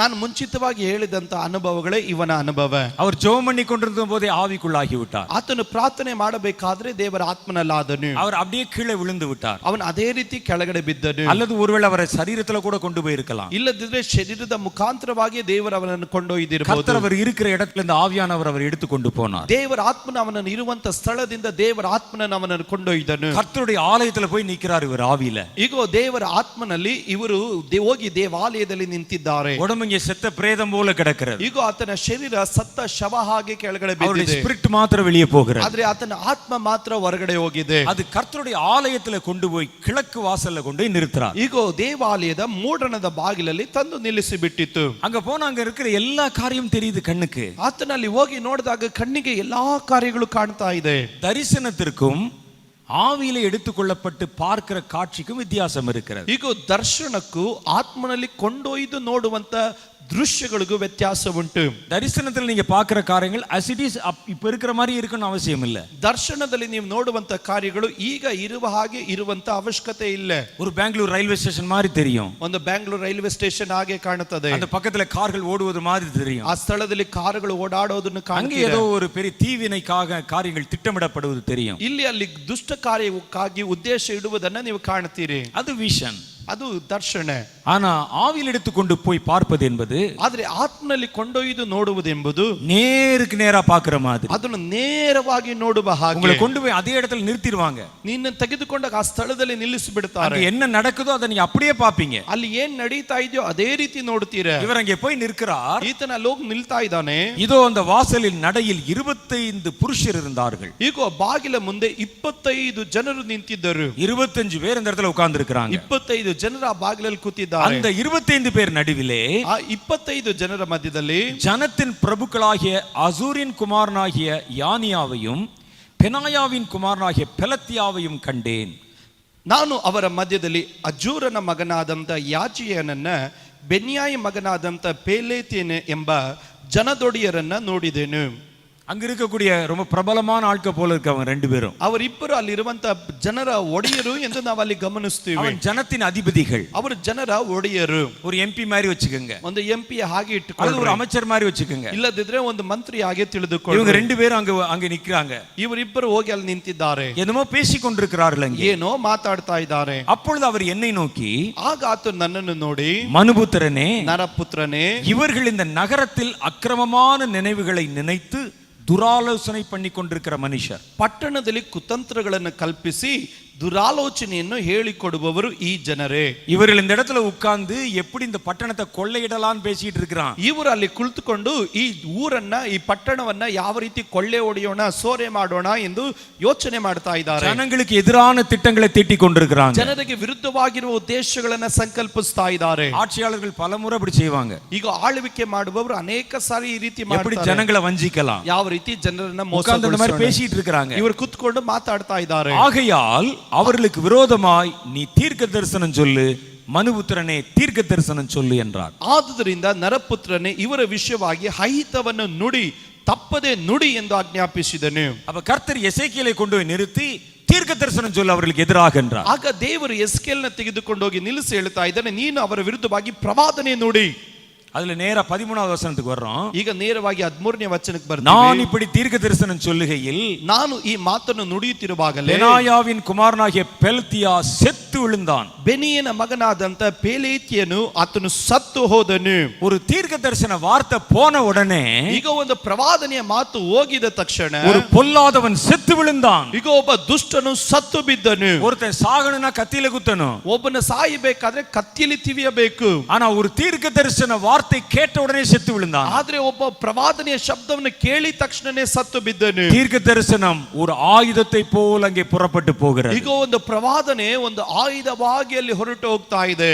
கர்த்தர் அவரை அழைத்து தீர்க்க தரிசனம் சொல்லு என்றார். ಕರ್ತನು ಅವನನ್ನು ಕರೆದು ಹೇಳ್ತಾ ಇದ್ದಾನೆ, ನೀನು ಪ್ರವಾದನೆ ನುಡಿ. இவன் இந்த இடத்துல இருந்து துரத்தணும், ಇವನನ್ನ ಆ ಸ್ಥಳದಿಂದ இவன் இந்த ಓಡಿಸಬೇಕು, இடத்துல இருந்து அப்புறப்படுத்தணும். ಅವನನ್ನ ಆ ಸ್ಥಳದಿಂದ ಅಟ್ಟಬೇಕು. அதற்காக ஜெபி என்று சொல்லவில்லை. ಅದಕ್ಕಾಗಿ ಪ್ರಾರ್ಥಿಸು ಅಂತ நீ ಹೇಳಲಿಲ್ಲ. தீர்க்க தரிசனம் சொல்லு. ನೀನು ಪ್ರವಾದನೆ ನುಡಿ. தீர்க்க தரிசனம் சொன்ன உடனே செத்து விழுந்தான். ಪ್ರವಾದನೆ ನುಡಿದ ತಕ್ಷಣ ಸತ್ತು அதை ಬಿದ್ದನು. பார்த்த உடனே எசேக்கியேல் பயந்து விட்டார். ಅದನ್ನು ನೋಡಿ ತಕ್ಷಣವಾಗಿ ಎಸ್ಕೇಲ್ನ ಭಯಪಟ್ಟನು. நான் தீர்க்க தரிசனம் தானே சொன்னேன், ನಾನು ಪ್ರವಾದನೆ ತಾನೇ ನುಡಿದಿದ್ದು. அவன் சாவான் என்று நான் நினைக்கவில்லை. ಅವನ ಸಾಧಾರಣವಾದದ್ದು ಅಂತ ಚಿಂತೆ அப்பொழுது ಮಾಡಲಿಲ್ಲ. நான் முகங்குப்புற விழுந்து ಆಗ ನಾನು ಅಡ್ಡ ಬಿದ್ದು மகா சத்தமாய் ಗಟ್ಟಿಯಾಗಿ ஆ ಕೂಗಿಕೊಂಡು, கர்த்தராகிய ஆண்டவரே, ಅಯ್ಯೋ ಕರ್ತನಾದ ಯೆಹೋವನೇ, தேவரீர் இஸ்ரவேலின் மீதியானவர்களையும் சங்காரம் செய்வீரோ என்றேன். ಇಸ್ರಾಯೇಲ್ನಲ್ಲಿ ಉಳಿದವರನ್ನು ಸಂಪೂರ್ಣವಾಗಿ ನಿರ್ಮೂಲ ಮಾಡುವಿಯೋ ಎಂದು ಮೊರೆ ಇಟ್ಟೆನು. தீர்க்க தரிசனம் சொன்ன உடனே அதை கேட்டவன் செத்து போயிட்டானே. ಈಗ ಪ್ರವಾದನೆ ನುಡಿದ ತಕ್ಷಣ ಅದನ್ನು ಕೇಳಿದವನು ಸತ್ತೋದನಲ್ಲ. இது மாதிரி என் தீர்க்க தரிசனத்தை கேட்கிறவங்க எல்லாம் செத்துருவாங்களோ என்று பயந்தேன். ಇದೇ ರೀತಿ ಪ್ರವಾದನೆ ಕೇಳುವವರೆಲ್ಲ ಸತ್ತು ಹೋಗ್ತಾರಾ ಎಂದು ನಾನು ಭಯಪಟ್ಟೆನು. இதுதான் தீர்க்க தரிசனத்தை கொண்டு யுத்தம் செய்வது. ಇದೇ ಆಗಿರ್ತದೆ ಪ್ರವಾದನೆಗಳ ಮುಖಾಂತರವಾಗಿ ಯುದ್ಧ ஒரு ಮಾಡುವುದು. தீய மனிதர்களின் தீய ஆலோசனையை எதிர்த்து தடுப்பது. ಈಗ ಕೆಟ್ಟವರಾದ ಮನುಷ್ಯರ ಕೆಟ್ಟ ಆಲೋಚನೆಗಳನ್ನ ಎದುರಿಸಿ ನಿಲ್ಲುವುದು. ஒரு தீர்க்க தரிசனத்தை வைத்து தீமையை அப்புறப்படுத்துவது, ಒಂದು ಪ್ರವಾದನೆ ಮುಖಾಂತರವಾಗಿ ದುಷ್ಕೃತ್ಯಗಳನ್ನ ತೆಗೆದುಹಾಕುವಂತದ್ದು.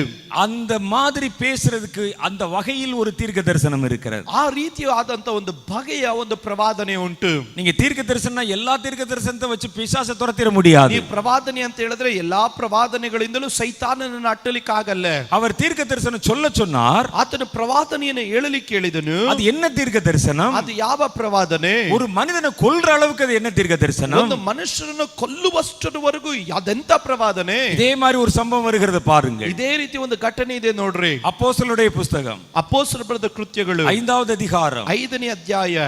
அந்த இடத்திலும் ஒரு காரியம் நடைபெறுகிறது. ಆ ಸ್ಥಳದಲ್ಲಿ ಒಂದು ಕಾರ್ಯ ನಡೀತಾ ಇದೆ. எல்லாரும் தங்களுக்கு உண்டான சொத்துக்களை விற்று ಎಲ್ಲರೂ ತಮಗಿರುವ ಆಸ್ತಿಗಳನ್ನು ಮಾರಿ அப்போஸ்தலருடைய பாதத்தின் கீழே வைத்து விட வேண்டும் என்பது சட்டம். ಅವರು ಅಪೊಸ್ತಲರ ಪಾದಗಳಲ್ಲಿ ಹಾಕಬೇಕು ಎಂಬುವಂತ ನಿಯಮ.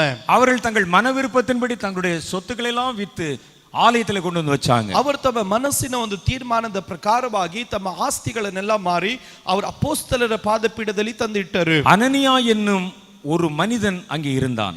ಆದರೆ ಅನನೀಯ ಎಂಬ ಒಬ್ಬ ಮನುಷ್ಯನು ಇದ್ದನು.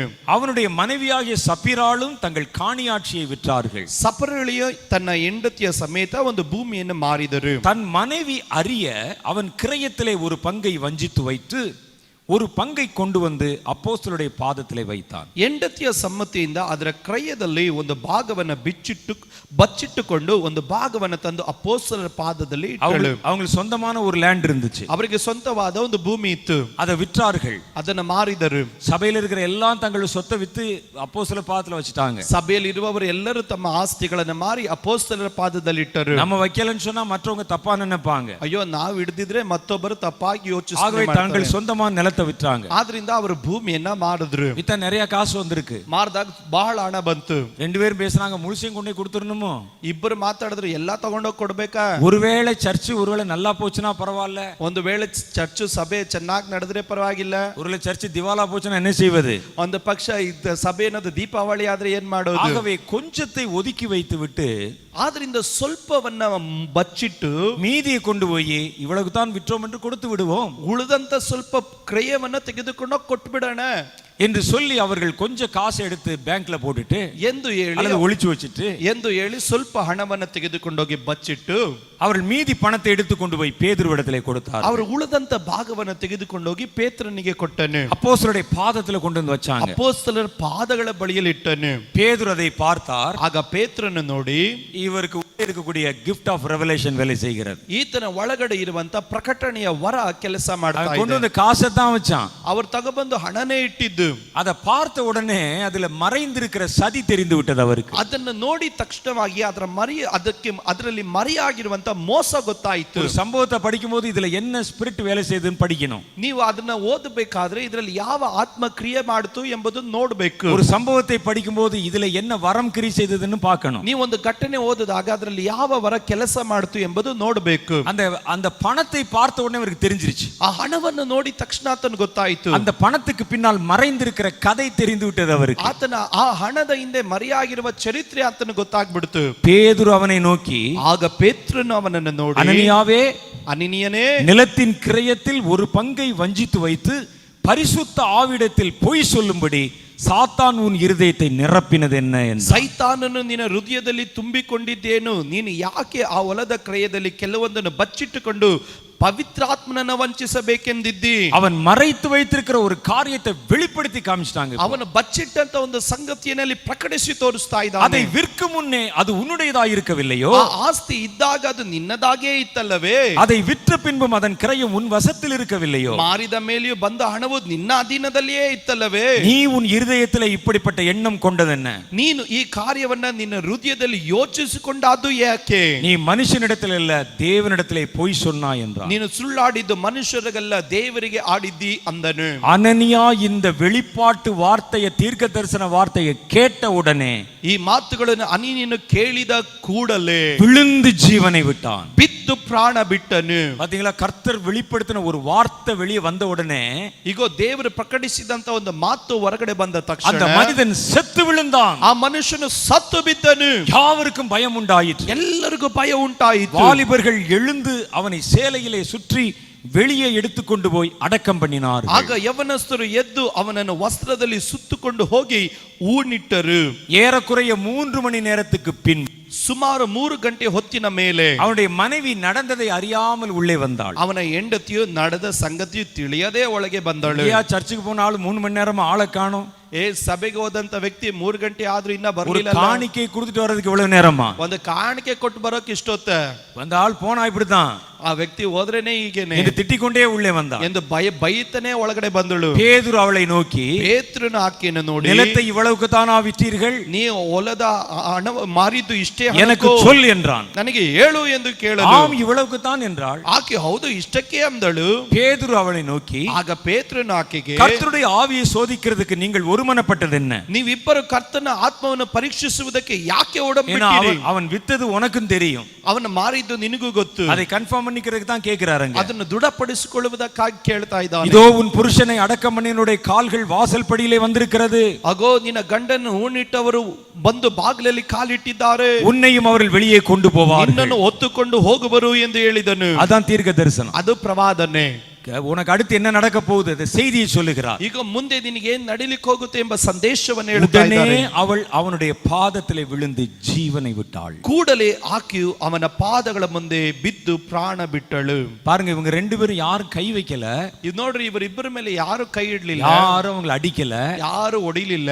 ஒரு வார்த்தை புறப்பட்டது, ಒಂದೇ ಒಂದು ಮಾತು ಹೊರಟು ಬಂತು. அவர்கள் செத்து விழுந்தார்கள். ಅವರು ಸತ್ತು ಬಿದ್ದರು. அதே போலதான் கர்த்தர் ಅದೇ ರೀತಿ ಕರ್ತನು பிசாசுக்கு எதிராக உன்னை நிற்க வைத்து, ಸೈತಾನನ ವಿರುದ್ಧವಾಗಿ ನಿನ್ನ ನಿಲ್ಲಿಸಿ, உன் வாயிலிருந்து புறப்படுகிற தீர்க்க தரிசன வார்த்தையை கொண்டு ನಿನ್ನ ಬಾಯಿಂದ ಹೊರಟು ಬರುವ ಪ್ರವಾದನೆ ಮಾತಿಂದ இப்படியே தீமையை அப்புறப்படுத்த போகிறார். ಈ ರೀತಿಯ ದೇವರು ದುಷ್ಟತನವನ್ನ ದೇವರು ಅದನ್ನು ಮರೆ ಮಾಡುತ್ತಾನೆ. இவங்களை அப்புறப்படுத்தாம வச்சிருந்தா ಆ ಮರೆ ಮಾಡದಿಟ್ಟರೆ சபையில எல்லாரும் பொய் சொல்ல ஆரம்பிச்சிருப்பாங்க. ಸಭೆಯಲ್ಲಿ ಎಲ್ಲರೂ ಸುಳ್ಳು ಹೇಳೋದಕ್ಕೆ ಪ್ರಾರಂಭಿಸಿರ್ತಾರೆ. இன்னைக்கு இருக்கிற சபைக்கு தேவை, ಇದು ಇವತ್ತಿರುವ ಸಭೆಗಳಿಗೆ ಬೇಕಾಗಿದೆ. இப்படிப்பட்ட பாஸ்டர்கள் வேணும், ಈ ರೀತಿ ಬೋಧಕರುಗಳು ಬೇಕು. இப்படிப்பட்ட பேதுரு மாதிரி பாஸ்டர்கள் வேணும். ಈ ರೀತಿ ಪೇತ್ರನ ಹಾಗಿರುವ ಬೋಧಕರುಗಳು ಬೇಕು. ஏதோ வந்த வரைக்கும் லாபம்னு வச்ச காணிக்கை வாங்கி உள்ள போட்டு போயிடக்கூடாது. ಏನು ಬಂತಲ್ಲ ₹1,00,000 ಕಾಣಿಕೆ ಅಂತ ಹೇಳಿ ಒಳಗಡೆ ಹಾಕೊಂಡು ಹೋಗಬಾರದು. அவன் எவ்வளவு வித்தா நமக்கு என்னையா, ಅವನು ಎಷ್ಟು ಮಾರಿದ್ರು ನನಗೇನು, நம்ம கொடுக்க வேண்டியது கொடுத்தா போதும் என்று சொல்லி போனவன் அல்ல. ನಮಗೆ ಕೊಡಬೇಕಾದ ಕೊಟ್ರೆ ಸಾಕು ಅಂತ ಹೋದವನಲ್ಲ. இப்படிப்பட்ட தீய மனிதர்களை வளர விட்டால், ಈ ರೀತಿ ದುಷ್ಟ ಮನುಷ್ಯರನ್ನ ಬೆಳೆಯೋದಕ್ಕೆ ಬಿಟ್ಟರೆ சபை முழுவதும் கெட்டு போய்விடும். ಸಭೆ ಪೂರ್ತಿಯಾಗಿ ಕೆಟ್ಟು ಹೋಗುತ್ತದೆ. சபையில எல்லாம் பொய் சொல்ல ஆரம்பிச்சிருவாங்க. ಸಭೆಯಲ್ಲಿ ಎಲ್ಲರೂ ಸುಳ್ಳು ಹೇಳೋದಕ್ಕೆ, அவர்களுக்குள்ளே தேவனை குறித்த பயம் இல்லாமல் போய்விடும். ಒಳಗಡೆ ದೇವರ ಕುರಿತಾಗಿ ಭಯ ஆகவே ಇಲ್ಲದವರಾಗುತ್ತಾರೆ. சபைக்குள்ளே எழும்புகிற தீமையை முளையிலே கிள்ளி எறிந்தார்கள். ಆದ್ರಿಂದ ಸಭೆ ಒಳಗಡೆ ಏಳುವಂತ ದುಷ್ಟತನವನ್ನ ಬೇರ್ ಸಮೇತ ಕಿತ್ತಾಕಿದ್ರೆ,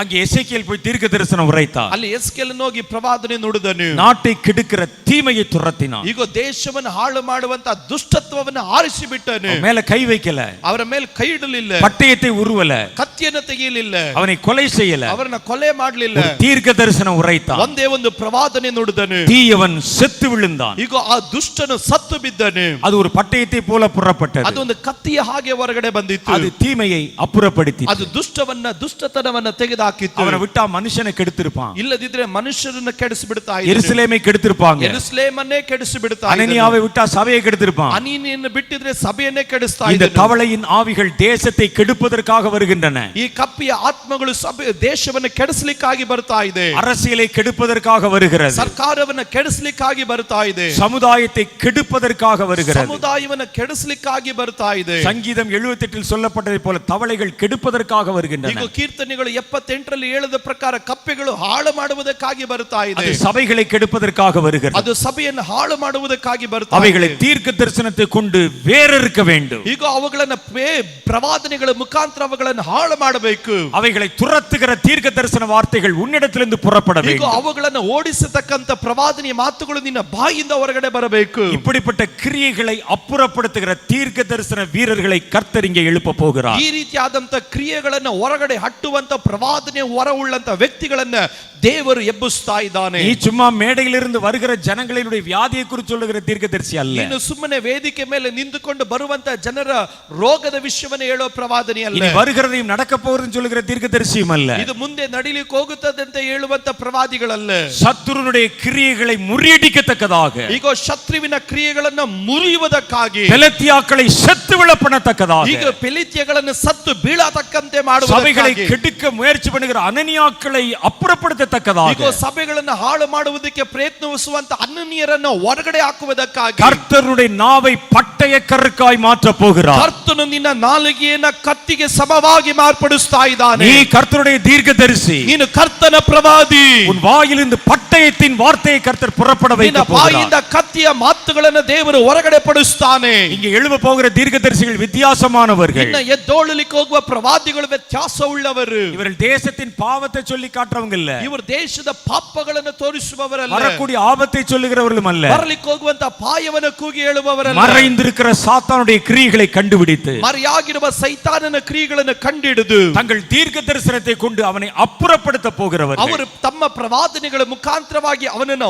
ಅಟ್ಟಿ ಬಿಡುವವರು. அந்த தீர்க்க தரிசனங்கள் வித்தியாசமானவை. ಆ ಪ್ರವಾದನೆಗಳು ವ್ಯತ್ಯಾಸವುಳ್ಳದ್ದು. அது வழக்கமான தீர்க்கதரிசிகளின் தீர்க்க தரிசன வார்த்தை போன்றது அல்ல. ಅದು ಯಾವಾಗಲೂ ಹೇಳುವಂತ ಪ್ರವಾದಿಗಳ ಒಂದು ಪ್ರವಾದನೆಗಳ ಹಾಗೆ ಇರುವುದಿಲ್ಲ. அவர்களுக்குள்ள இருந்த இந்த வார்த்தைகளை கர்த்தர் கொடுக்க போகிறார். ಅವರ ಒಳಗಡೆ ದೇವರು ಈ ಮಾತುಗಳನ್ನು ಕೊಡಲಿಕ್ಕೆ ಹೋಗುತ್ತಾನೆ. இவைகளை கொண்டுதான் நீங்கள் ஒரு பெரிய யுத்தத்தை செய்ய போகிறீர்கள். ಇವುಗಳ ಮುಖಾಂತರವಾಗಿ ನೀವು ದೊಡ್ಡ ಯುದ್ಧವನ್ನು ಮಾಡಲಿಕ್ಕೆ ಹೋಗುತ್ತೀರಿ. இந்த வகை தீர்க்க தரிசனம் எந்த விதத்தில் வித்தியாசமாயிருக்கும்? ಈ ರೀತಿ ಉಳ್ಳಂತ ಪ್ರವಾದನೆಗಳು ಯಾವ ರೀತಿ ವ್ಯತ್ಯಾಸ இந்த ಉಳ್ಳದಾಗಿರುತ್ತದೆ? தீர்க்க தரிசனங்களுக்கு மற்ற தீர்க்க தரிசனங்களுக்கு என்ன வித்தியாசம்? ಈ ಪ್ರವಾದನೆಗಳಿಗೂ ಬೇರೆ ಪ್ರವಾದನೆಗಳಿಗೂ ಏನು ವ್ಯತ್ಯಾಸ? இவர்கள் எதையெல்லாம் பார்ப்பார்கள்? ಇವರು ಏನನ್ನೆಲ್ಲ ನೋಡ್ತಾರೆ? இவர்களுக்குள்ள என்னென்ன வரங்கள் இயங்கும்? ಇವರ ಒಳಗಡೆ ಯಾವ ಯಾವ ವರ ಪ್ರಯೋಜನವಾಗುತ್ತದೆ? இவங்க வாயிலிருந்து புறப்படுகிற தீர்க்க தரிசனம் எப்படிப்பட்டதா இருக்கும்? ಇವರ ಬಾಯಿಯಿಂದ ಹೊರಗಡೆ ಬರುವ ಪ್ರವಾದನೆಗಳು ಯಾವ ರೀತಿ ಉಳ್ಳದ್ದು? அங்கே பேதுரு சொன்னார் பாருங்கள். ಅಲ್ಲಿ ಪೇತ್ರನ ಹೇಳೋದನ್ನು உன் ನೋಡ್ರಿ. புருஷனை அடக்கம் பண்ணவனுடைய கால் வெளியே வந்திருக்கு. ಈಗೋ ನಿನ್ನ ಗಂಡನನ್ನು ಉಣ್ಣಿಟ್ಟವರ ಪಾದಗಳಿಗೋ ಬಾಗಿಲಿಗೆ உன்னையும் ಬಂದಿದೆ. அப்படியே வெளியே கொண்டு போவாங்க. ನಿನ್ನನ್ನು ಅದೇ ರೀತಿ ಒತ್ತುಕೊಂಡು ಹೋಗುವರು. அந்த வார்த்தை கேட்ட உடனே அவள் செத்து விழுந்தாள். ಆ ಮಾತನ್ನು ಕೇಳಿ ತಕ್ಷಣವಾಗಿ ಆಕೆ ಸತ್ತು ಬಿದ್ದಳು. பிசாசுக்கு முன்னால நின்னு நீங்க எப்படிதான் தீர்க்க தரிசனம் உரைக்க போறீங்க? ಸೈತಾನನ ಮುಂದೆ ನಿಂತುಕೊಂಡು ನೀವು ಇದೇ ರೀತಿ ಪ್ರವಾದಿಸ್ತೀರಿ. அந்த தீர்க்க தரிசன வார்த்தை புறப்படும் போது ಆ ಪ್ರವಾದನೆ ಮಾತುಗಳು ಹೊರಟು ಬಂದಾಗ